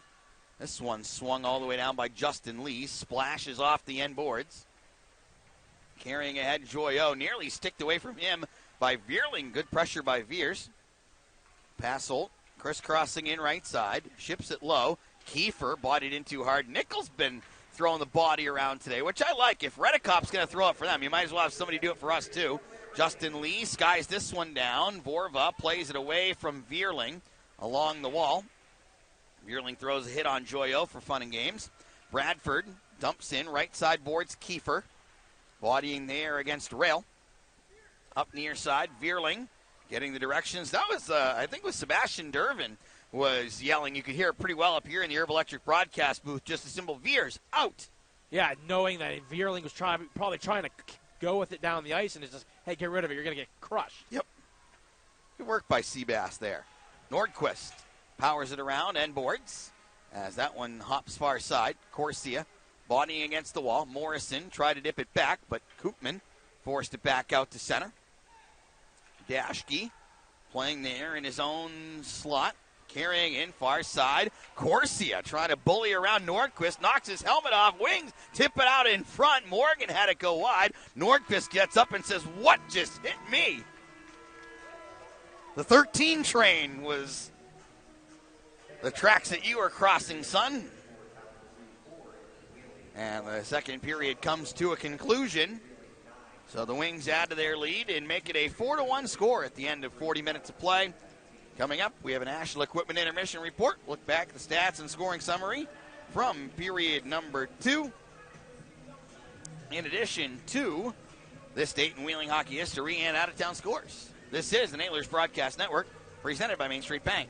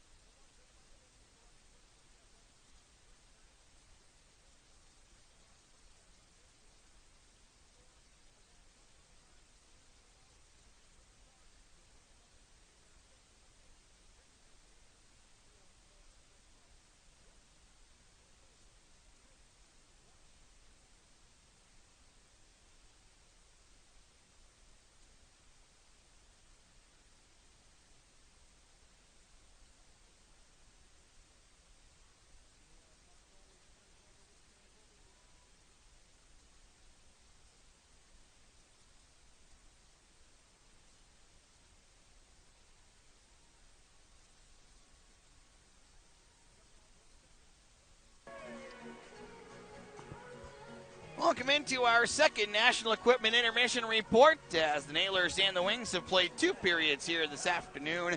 It is a 4-1 lead for the Wings. DJ Vassell and Isaac Basinger with you in the Herb Electric broadcast booth. And, well, the deficit got a little bit deeper in the second period and going to take a lot for the Nailers to try and come back from this in the third. Yeah, it just feels like this whole that whole second period, Kalamazoo had the momentum. And they score another one on the power play, and the Nailers, it seems like they can't stop getting out of their way at the moment. Yeah, and it's been tough to get the goals to come by. Hunter Vorva continues to play well for the Wings as he has 22 saves on 23 shots so far, looking for his 7th consecutive victory. But the Nailers, it's going to be kind of a step-by-step process in the third period. We look back to the Orlando game a few weeks ago when it was a 3-goal deficit early in the third. Nailers were able to come back from that one, get the victory. I think Kalamazoo's got a little bit more confidence and swagger in its game than Orlando did when they came here, but you're not going to be able to get all 3 of them at once. You're kind of have to chip away one by one as you try and come back in this game. And the recipe for that game was you got to score one before that first media timeout. If you're able to get one then, you could really start to kick on the comeback train. Special teams have played a mega difference in today's game as we look at our stats and scoring summary. It was 3-1 Kalamazoo at the end of one of those goals coming on the power play, and the Wings extended the lead in the second, also utilizing the man advantage. And also utilizing a one-time shot as well. This time it's Passo gets the pass from Joyo, and Passo had it and shot it to the right side post, so the far side post and in. The Nailers didn't give the Wings anything last night. If they did, Taylor Gauthier obviously was there to make the save on it. But you look at Kalamazoo's goal last night where it was Adams with Morrison crashing into the net. You know, kind of a 50-50 goal there. If he had gone in on his own, it's not a goal. He was shoved in there, so that's why it ultimately counted. But you mentioned the Wings getting some great shots tonight. They've got the 2 one-timers on power plays. They got the Bradford golden chance in the right side circle. 3 of their 4 goals have been well-earned opportunities. Yes, and they well offensive plays, and you know sometimes you're going to give those up. But you need to try to limit the miscommunication and maybe being out of position on the defensive side. Passolt's one-time goal came from the right circle and whizzed into the left side of the net as he picks up goal number 18 on the year. Joyo and Bradford with the assists at 7:26 to make it a 4-1 score in favor of the Wings, which is where we stand at the moment. The Wings are 20 seconds away from not scoring on the power play for the first time tonight. They are 2 for 2. This is their third. The Nailers, unfortunately, are 0 for 3. Wheeling's lone goal today coming with 4-on-4 action. Shots on goal in the second. Wow, Nailers had 9. Wings had 7. 2-period total of Wheeling 23 and Kalamazoo with 19. But it's a 4-1 lead for the Wings after 2. Coming up on a National Equipment Intermission report, it is this date in Wheeling hockey history. This is the Nailers Broadcast Network presented by Main Street Bank.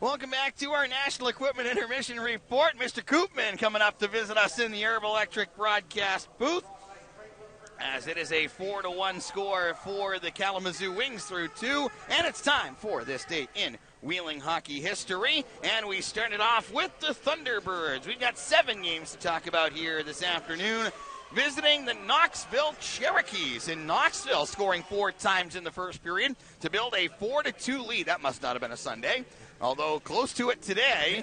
But the Thunderbirds battling back. Tim Tisdale, Devin Edgerton, and Dean Ontos all with a goal and an assist.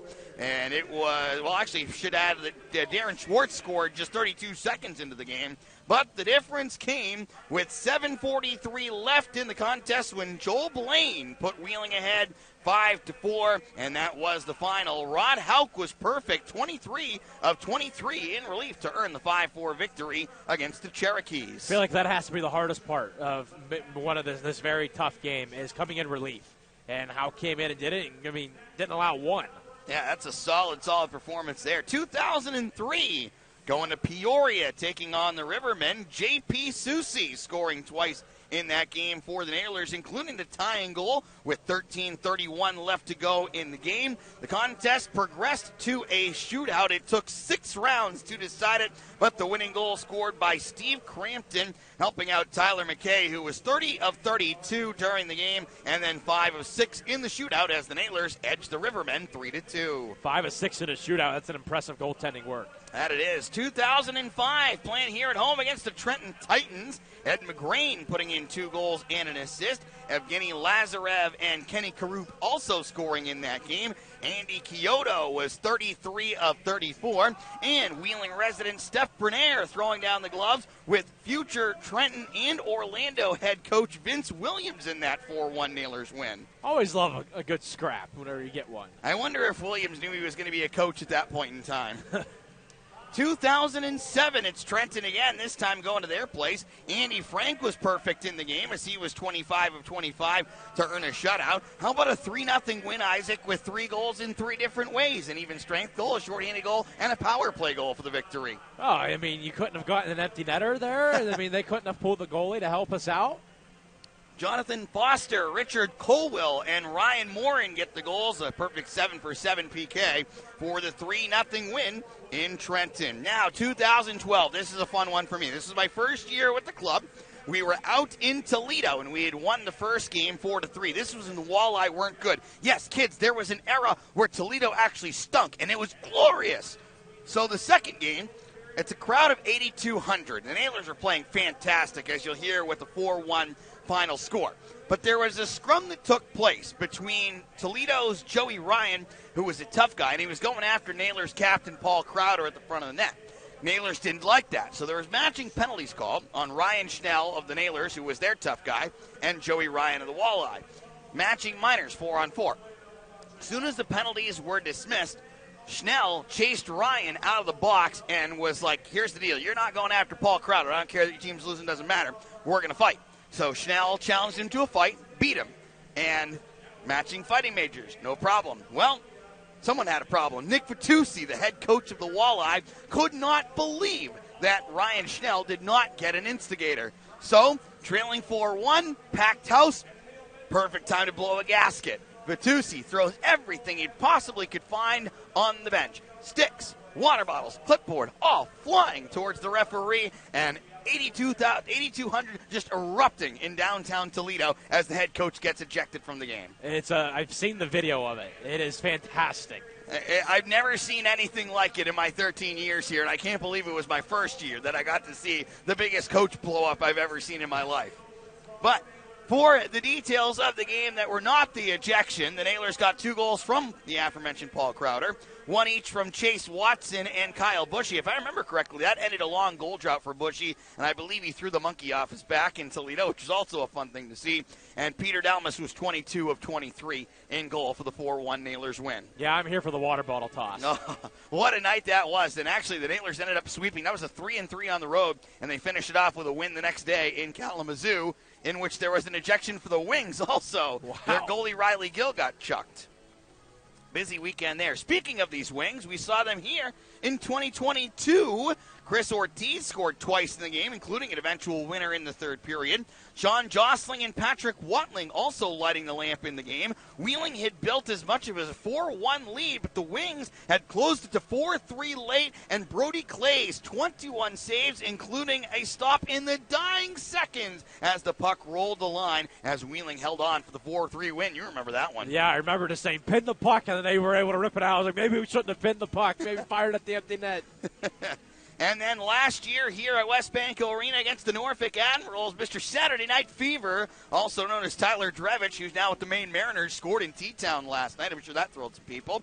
He picked up his first career hat trick in that game. Luke Santurno, also the first 2 goals of his pro career. Cedric DeRousseau had a goal and 3 assists. Brooklyn Kalmakov had 3 helpers. And Brad Barone beat his former team with 33 saves on 36 shots, as that was a 6-3 Wheeling win against the Admirals. Yeah, playing against the Admirals last year was a good sight to see. There were some unique moments in those games. That had to be, I mean, I know the Iowa series was just off the rails, but some of the things we saw against Norfolk, whether it was the 10 goals, whether it was Napier shooting down Vomachka, whether it was Blatchman quitting mid-game, I mean, there were some games with them that were like, what decade am I living in right now? It didn't make a whole lot of sense. Yeah. It was, what am I looking at here? It was most of those games. But you know what? That's the best part of our job, because we have no idea what we're in for each night, and every night it just never ceases to surprise us. It's a 4-1 Kalamazoo lead after 2 today as we wrap up our This Date in Wheeling Hockey History segment. Third period action coming along, but first, Isaac will wrap up our National Equipment Intermission Report with some out-of-town scores, some good news in Cincinnati today. We'll find out what's going on with Fort Wayne and Toledo as well, plus that wild Pens Flyers contest on the Nailers Broadcast Network, presented by Main Street Bank.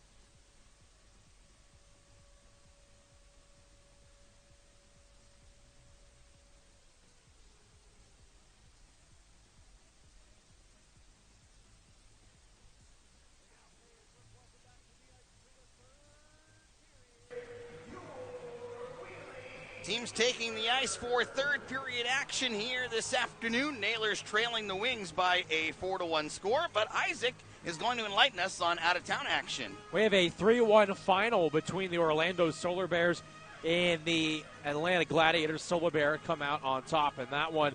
A big one here for Central Division as the Maine Mariners get the 6-3 victory in Cincinnati, so that helps just knock another team down the ladder in the Central. 5-3 Rapid City gets the win on the road in Greenville.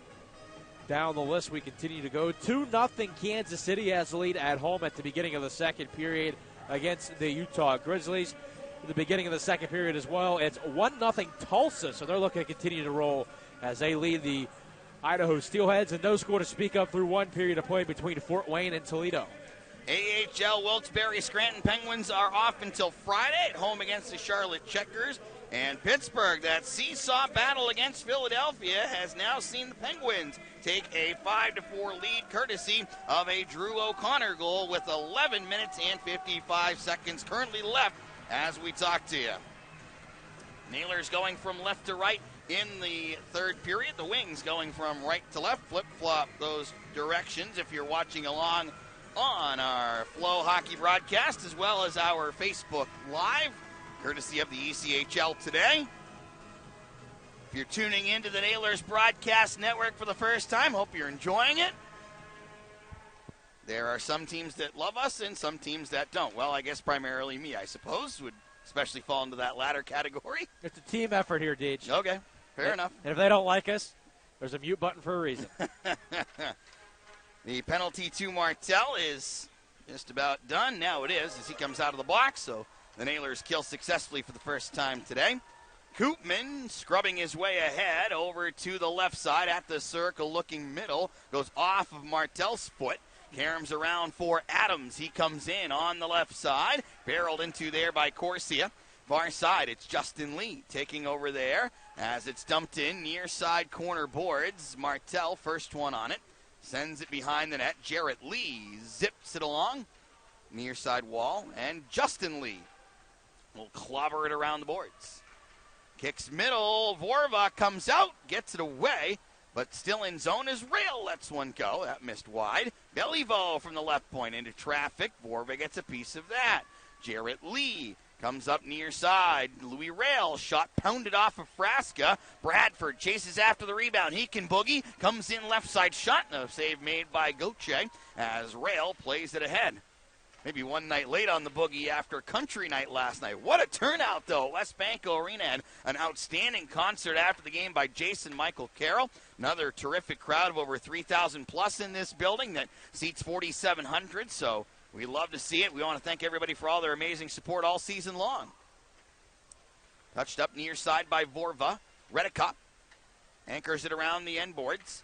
Played up far side. Seifert across for McDonald. Sajan's offside. Still trying to get that timing right as he's only in his third game back in the lineup. This one hops around. Far side circle. Sajan giving chase far side. Nailers ship it out to neutral ice. Redicop left side. Lobs in far corner. Drake first one on it. Williams handling it there. Taken away. Seifert couldn't quite get through Vierling. What's it going to take for the Nailers to really try and get in hard on the offensive zone right now? Because that's going to be the biggest priority in the third period, and not allowing Kalamazoo to pretty much just walk this one away.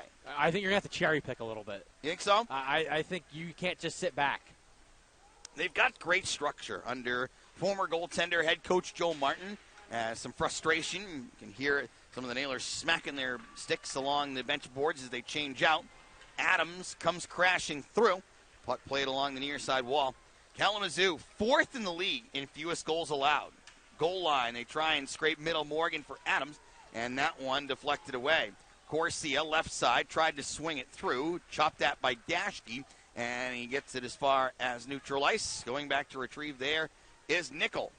Far side, Jankowski coming in, gives it off. Corsia, fees a lane, goes to the backhander and tosses it high. Nickel from the right boards. That goes off the outside of the net.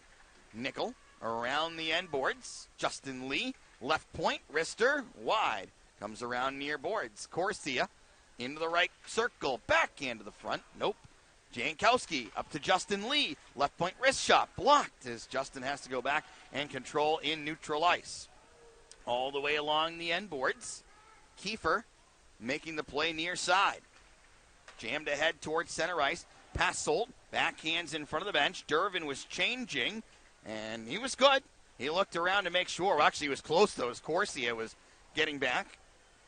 Nailers have had a lot of problems with too many men on the ice this year. There's just a lot of eager guys to try and get on the ice, Isaac. Yeah. That's all. They like playing hockey for the Wheeling Nailers. What can we say? Heck yeah. Pass hold around the end boards. Vierling tacks it away for Laviolette as he comes up the left side boards and sprinkles this one all the way in deep. Redicott, first one back on it. Near boards, pass hold. Plays it forward for Kiefer. Carrying through on the left side, although the flip side of that, I think one of my favorite moments of the year was when you had Orlando in here and Derek Angeli turned the puck over at his own blue line and immediately made the left turn to the bench and said, man, we gave up an odd man rush goal. I am not eating a minus for this one. Even though it's my mistake, I am getting the heck out of this joint really fast. Drake tying up in front of the penalty boxes against Kiefer. Don't tell me guys don't think that stats matter. That's a load of baloney. Oh, they know what those stats can get them. It's called a higher paycheck the next year. Oh, yeah, it does. Tangle behind the net. Martel tries to smother it middle. Jarrett Lee, wraparound backhand as this one's jammed up. Martel gets it out to Williams and into the right circle. Martel dragging it around. Spoons it along the boards as Jarrett Lee goes bowling into Kiefer. Frasca tries to help out. McDonald, middle of his own slot. Off the boards and out with 5:18 gone in the third. 4-1, Wings in the lead. McDonald back to gather up for Kalamazoo. Nordqvist over far side. Stepping up is Walters. Delivers it all the way in deep. Gauthier stopping and giving to Williams on the right side. Long pass ahead. Trying for the tip was Jarrett Lee, but he was behind the red, so it goes down for an icing call. With 5:41 gone in our third. 4-1 Kalamazoo. And that's, we're looking at how that play started that led to an icing, is we talk about the structure that Kalamazoo has. No one was going to go past the face-off dots. They're going to try to forecheck it away. Because you know why? They don't need to at this point. You're up 3. Sure, you get another one and make it 4, you're great, but in that case there, you can stay back, you forced an icing, now you get an offensive zone draw anyway. 4 hockey games this week for the Nailers. Wednesday, Friday, Saturday, and Sunday as Corsia rolls it on goal. Vorva makes the stop. Reading first on Wednesday on the road, then Cincinnati on the road Friday. Fort Wayne on the road Saturday, and back here for Cincinnati on Sunday. Faith and Family Sunday afternoon at 4:10, plus all the other Sunday goodies. Free TV for somebody, courtesy of Walmart on a Screen Time Sunday, post-game skate. Evens this week, odds next week. And $2 ice cream sundaes. That one's jaunted up over top by Nickel. Morrison flickers it out to neutral ice before Jankowski puts it right back in. Can tell that Kalamazoo prides itself on that defense as this puck is sticked into the netting out of play by Vorva. I'll tell you why more. But first, we have immediate timeout with 6:12 gone in the third. 4-1 Wings on the Nailers Broadcast Network, presented by Main Street Bank.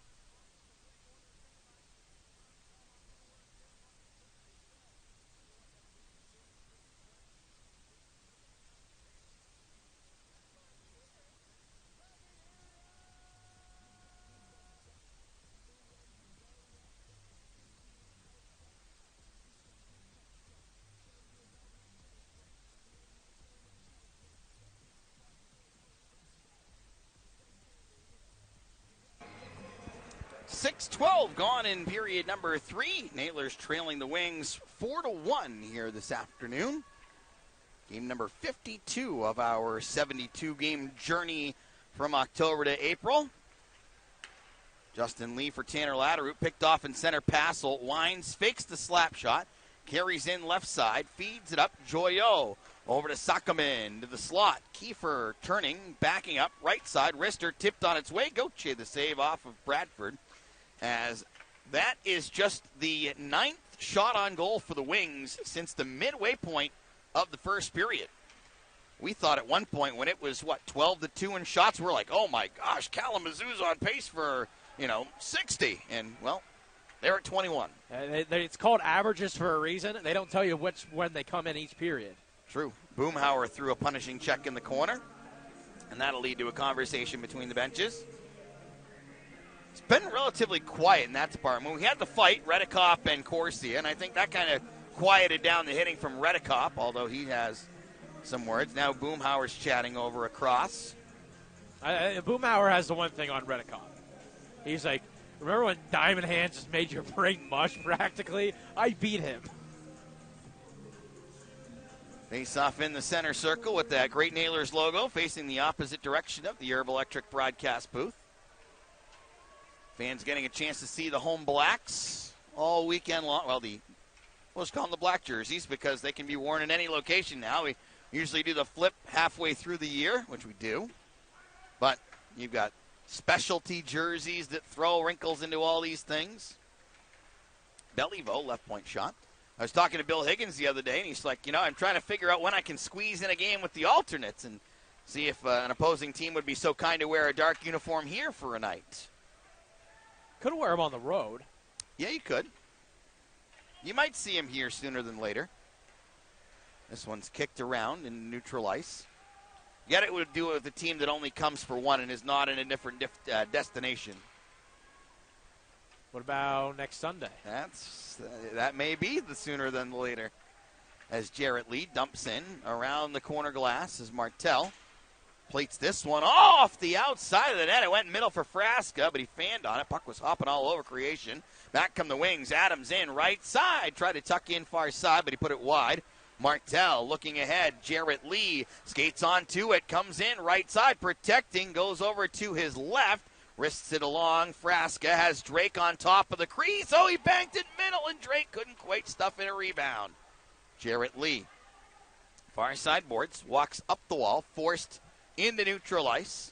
Nickel delivers it up as Frasca. Oh, Drake just got picked off there by Adams, but a quick signal from referee Logan Gruel. I believe he's saying that was an incidental hit. Both guys kind of colliding there. Is that what you saw as well? Yeah, that's kind of what I thought was going to be the case. Okay. Near side play. Passelt tries to go middle. Drake shuts it off. Zooms into the near side corner. To our point, the Wings have the fewest shots on goal per game in the league at 28.06. But they defend extremely well also and have gotten terrific goaltending out of Vorva and Lemieux. Corsia trying to beat that goaltending. Comes in with a left side shot, and that gets squeezed off by Vorva. And you look at that, that's probably one of the Nailers' better chances they've seen. But Vorva completely outside of the blue paint when he made that save. So another offensive zone draw coming up for the Nailers. Finishing up this weekend here at home.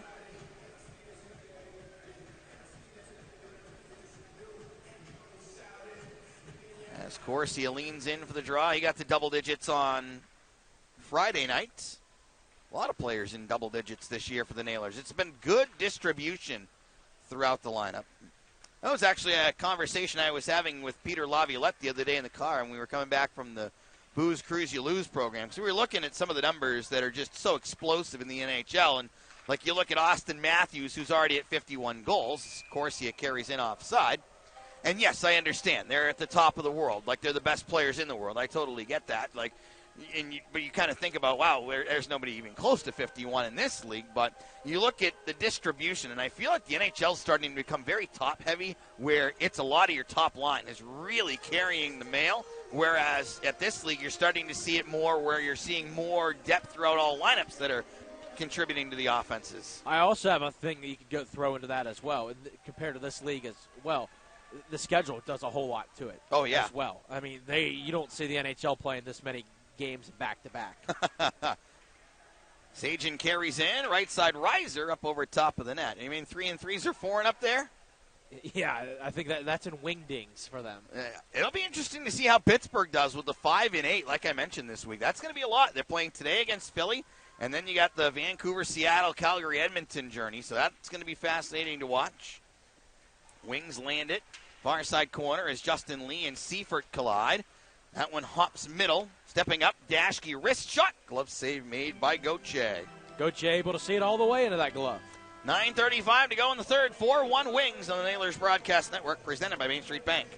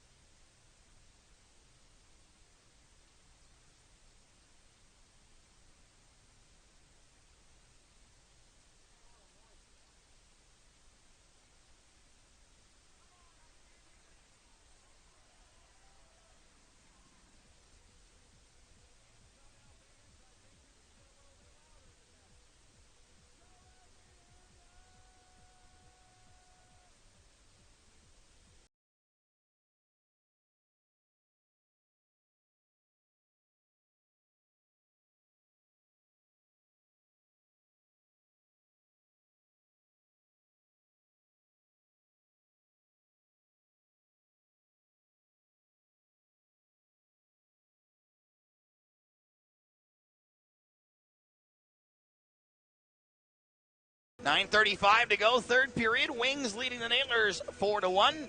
Get a lot of the youngsters out for the day game at Westbanco Arena. Spike is finding some friends. I think he's looking for a pup cup over there on this Sunday. He ought to go to Flurries. I know. Tangle up in front of the penalty boxes as the puck scrubbed back into the wheeling end. Walters for Dashke on the left side.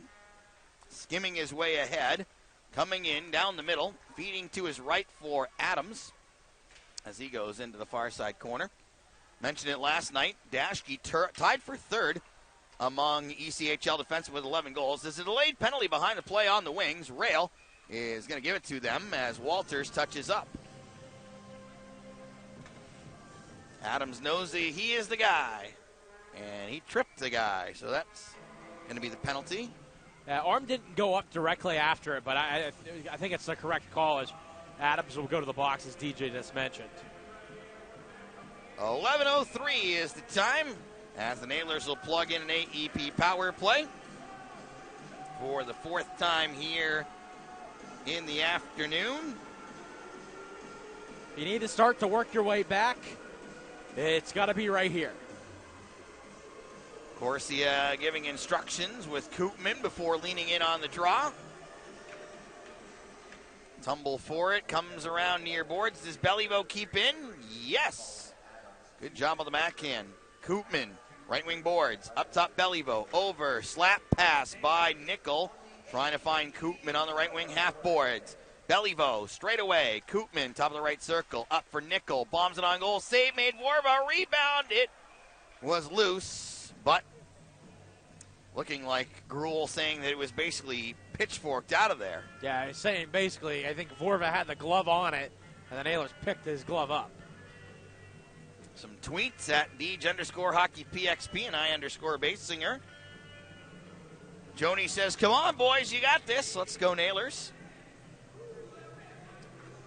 Yeah, a couple of our fans went and checked out the Mariners game in Cincinnati today, and Swish getting a puck from our old buddy Tyler Drevich.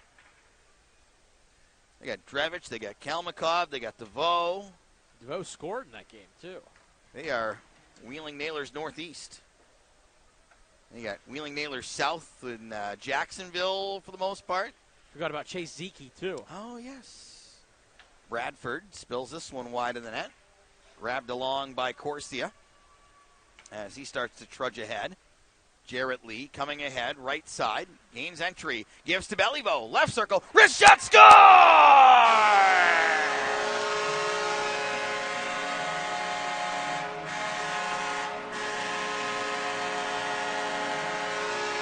Isaac Beliveau with the left circle wrist shot. It's a power play goal to make it a 2-goal game with 7:55 to go in the third. Beliveau, lots of space, was able to work his way down and just comes in and puts one up top. Cuts the lead for Kalamazoo down to 2, and that gives yourself a little bit of life. So Beliveau picking up goal number 10 on the season. So he's the first Naylor blue liner in double digits on the year. And we kind of thought that might be the case, judging by his production in the Quebec Major Junior Hockey League. And he's been a real nice offensive defenseman for the Nailers. His point total is now at 30 on the campaign, which is the most for any Wheeling blue liner. Puck played near side. Dervin. Ooh, just brought it out. Yep, he did. And offside is called on the Nailers with 7:34 left to go. Jarrett Lee and Matthew Corsia getting the helpers on that one. I'm a little surprised. You got the name wrong of the Q.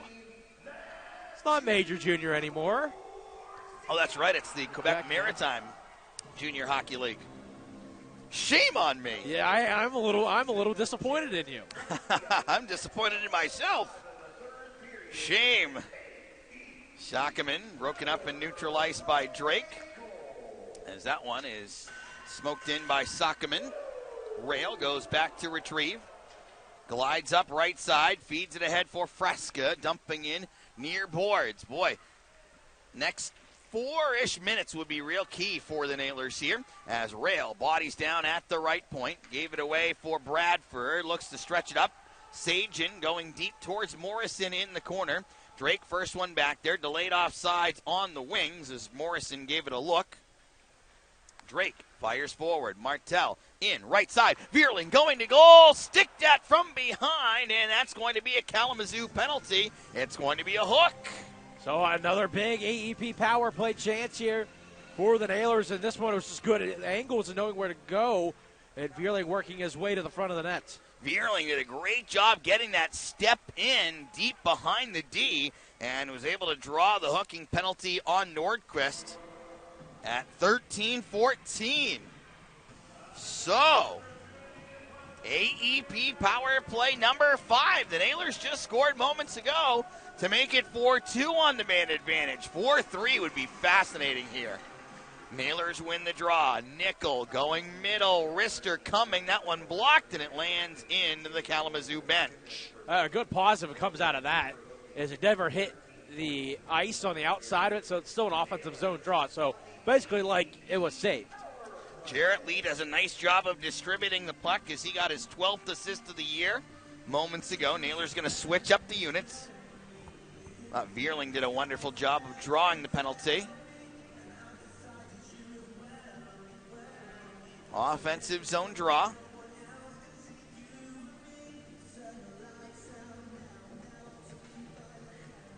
Walters guns it around far boards, and that one goes spiraling all the way down to the Wheeling end. Justin Lee grabs it there. Here he comes up the middle with the drop pass. Vierling, the handle through neutral ice. Comes in right side for Martel. Flickers it along the end boards. Poked at by Walters. Vierling tried to drop it back. Passel steals. Kicked by Bradford all the way on goal. Gauthier holds as long as he possibly could as Bradford was charging at him, but he's able to get it off to Justin Lee and keep that play moving rather than having to deal with a face-off. Martel zings this one all the way in deep. Redicop, first one back on it, trying to turn from the end boards. His clearing attempt got blocked. Martel couldn't quite shift it through for a teammate. Bradford has there off the linesman, so the Nailers get a break as it sits in center ice. 58 to go on the power play, 5:43 in the third. It's 4-2 for Kazoo. Now the puck takes a wings bounce. In comes Adams, skies it up over top of the net. Comes around near boards. Martel looking for help from Jarrett Lee. Martel takes a hit, delayed offside on the Nailers. They clear the zone, and Walters is about to do the same with the hockey puck as he delivers all the way down. Gauthier sets it through his legs as Beliveau, the most recent goal scorer for the Nailers, plays it in far side with some help from Jarrett Lee. Goes all the way in deep. McDonald drills around near boards. Nickel keeps alive. Beliveau winds, drives, sliding block. Jarrett Lee curves it back. Beliveau, one wing without a stick. Feeds over left circle. Jarrett Lee feeds over. Koopman had to get down to a knee to make that pass back to Nickel. Koopman gets the return feed. Beliveau straight away. Feeds Koopman. Now Nickel fakes. Delivers deep. Somebody shoot the thing, please. Koopman out to Nickel. One-time blast. That tipped up over top of the net and out of play. Yeah, a little bit too much passing there. I thought we had another chance for a one-timer between Koopman and Nickel going back and forth. 4 minutes and 44 seconds left to go in our third period. They take the final media timeout here in the building. The Wings leading the Nailers by a 4-2 score, getting a 3-1 lead in the first period, and not looking back since then, as the Nailers looking for a comeback victory. He's got 7 shots. Go ahead. And one of them went in, so that's my thought process there. 4:44 remaining. Cincinnati already losing earlier today. Fort Wayne's leading on Toledo, but that doesn't mean anything. They got them right where they want them, apparently. Yeah. 7-6 final for the Penguins. There was a ton of shorthanded goals in that game. Chris Letang, the eventual game winner with 4:47 left. Both sides had a shorthanded goal in that game. What a wild game that must have been at PPG Paints Arena today. Both teams win twice this year. Penguins actually go 2-0-2 against the Flyers.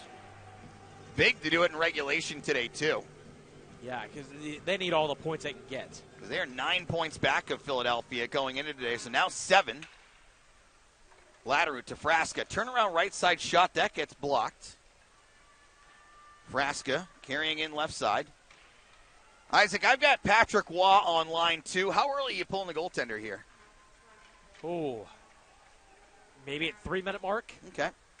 Nailers looking for a pair to try and tie this game up. Kiefer for Eric Bradford as it lands into the far side corner. Rail first one on it. Drake ahead for Latteru, trying to guide into neutral ice. Passolt breaks it up. Sockman kicks it forward. Bradford looked to bank ahead. Kiefer offside, icing either way. It's going to be a whistle on the Wings, and it comes with exactly 4 minutes left to go in our third period. And the score is Kalamazoo 4 and Wheeling 2. Beliveau getting his 10th goal of the season moments ago. That play there was pick your poison.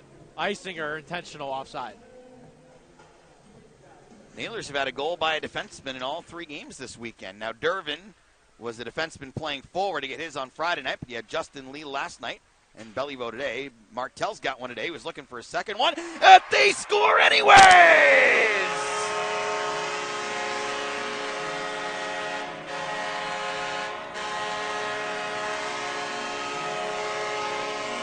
Isaac Beliveau, the slap shot from the left point. It has eyes, and it slides along the ice and in. And now it's 4-3 Kalamazoo with 3:48 to go in the third. A lot of time. That's just throwing it at the net. And Beliveau is low along the ice. And it hits a skate along the way and goes in. So Beliveau making a 2-goal game for him. And now a 4-3 score. Boy, it's getting interesting fast here in downtown Wheeling. Don't you move a muscle. Wings played up near side, carrying through his Sage in left side, and I think that makes the goaltender pull even a little bit later than the 3 minutes we were originally thinking, as now the Nailers will try and tie this game without the goalie pulled. Redekop, left side wrist shot was going wide, and Gauthier able to reach out and snare it at the side of the net. So now a 4-3 score, as they're announcing Martel with one of the assists.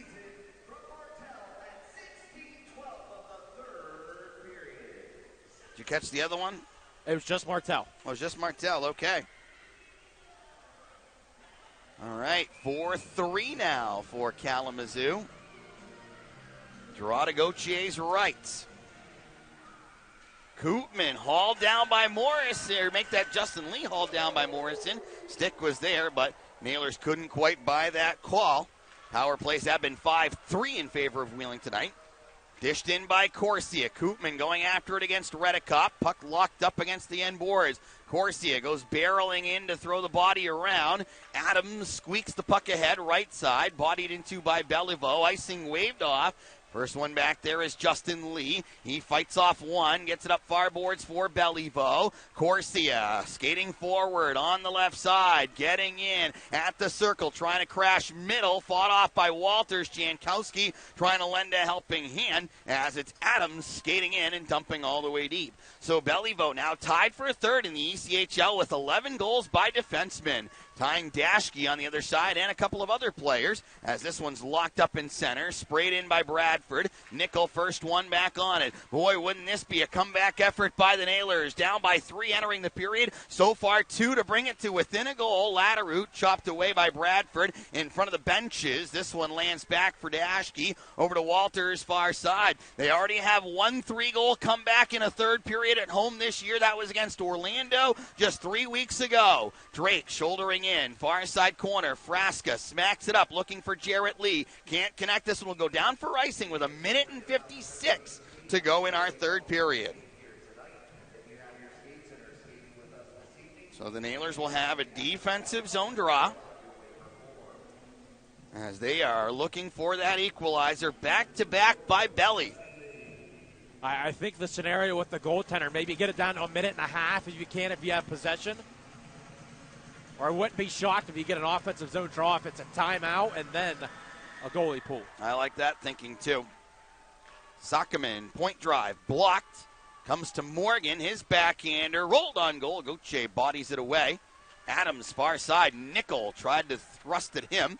Comes up near side. Latteroot trying to work towards center ice as it's helped all the way in deep. Vorva stopping there. Nailers in the midst of a change. Sakaman winds things up. Far side for Joyaux as he carries all the way right side. Shot blocked. 1:25 to go in the third. 4-3 Wings. Boomhauer is going to rush this one forward. Right side on his backhand. Rail pokes it in. Delayed offside on the Nailers. That gives the Wings a chance to rest back behind their net. Nailers did clear the zone. Martel in pursuit. Joyaux very carefully got it away from Vierling. Kiefer down the far boards. Justin Lee giving chase. Comes around near wall. Passolt has it there. Left side towards goal. Stick save made by Gauthier. And he steers it up out of play with 56.3 to go in the third. Passolt's goal right now, the difference. The power play strike in the second.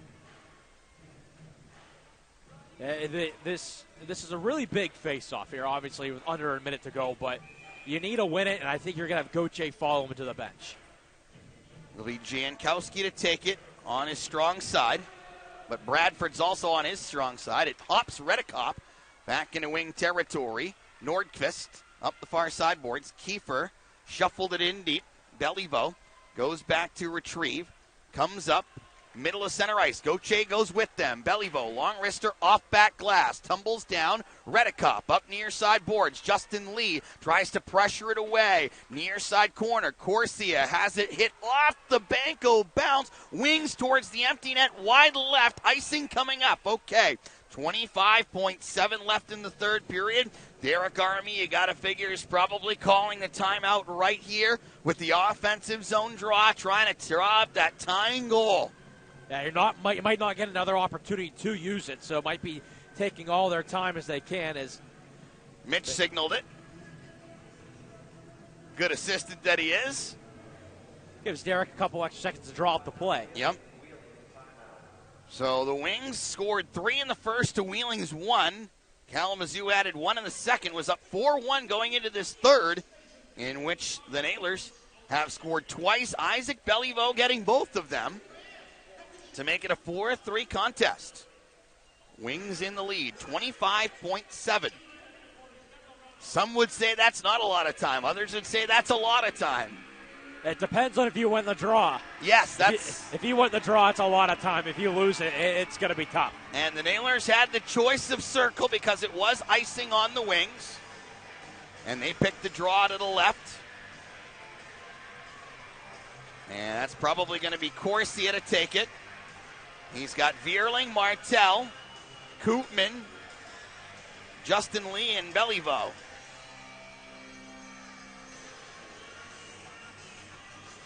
Corsia, the quick chat with Vierling. Do they have another magical moment in them today? Let's find out. Tangle on the draw, brushed over by the wings. Passold, flippers at end over the end, and that's going in. Josh Passold. Well, Isaac, you nailed it. The faceoff was going to be key. The wings tied it up, ended up getting possession, and Passold sends a bouncer into the net and makes it 5-3. Yeah, if you can't win the draw there, you put yourself in a bad position. And obviously, they were able to get the puck, and Passolt's able to float it down and into the net. So Passolt, second of the game from Redicop. 1941 is the tie.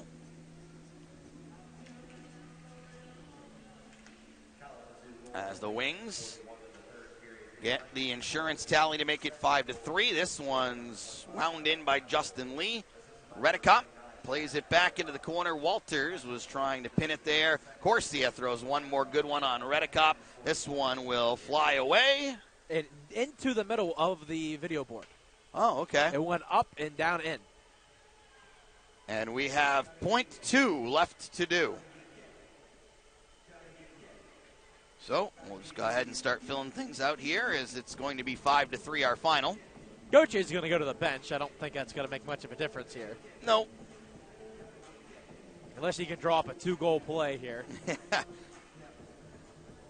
You want to talk about making every sports highlight show in the history of everything. And, of course, as we expected, time expires. And so it is a 5-3 final score for Kalamazoo. And the Nailers and the Wings split their two head-to-head matchups here this weekend. Coming up, it's our Nailers Overtime Live postgame show. We'll recap tonight's contest, look at our out-of-town scores, give you the 3 stars, and we'll look ahead to some more busy hockey action as the Nailers will play 4 games in 5 days, starting on Wednesday and culminating back here in the Wheel on Sunday. This is the Nailers Broadcast Network presented by Main Street Bank.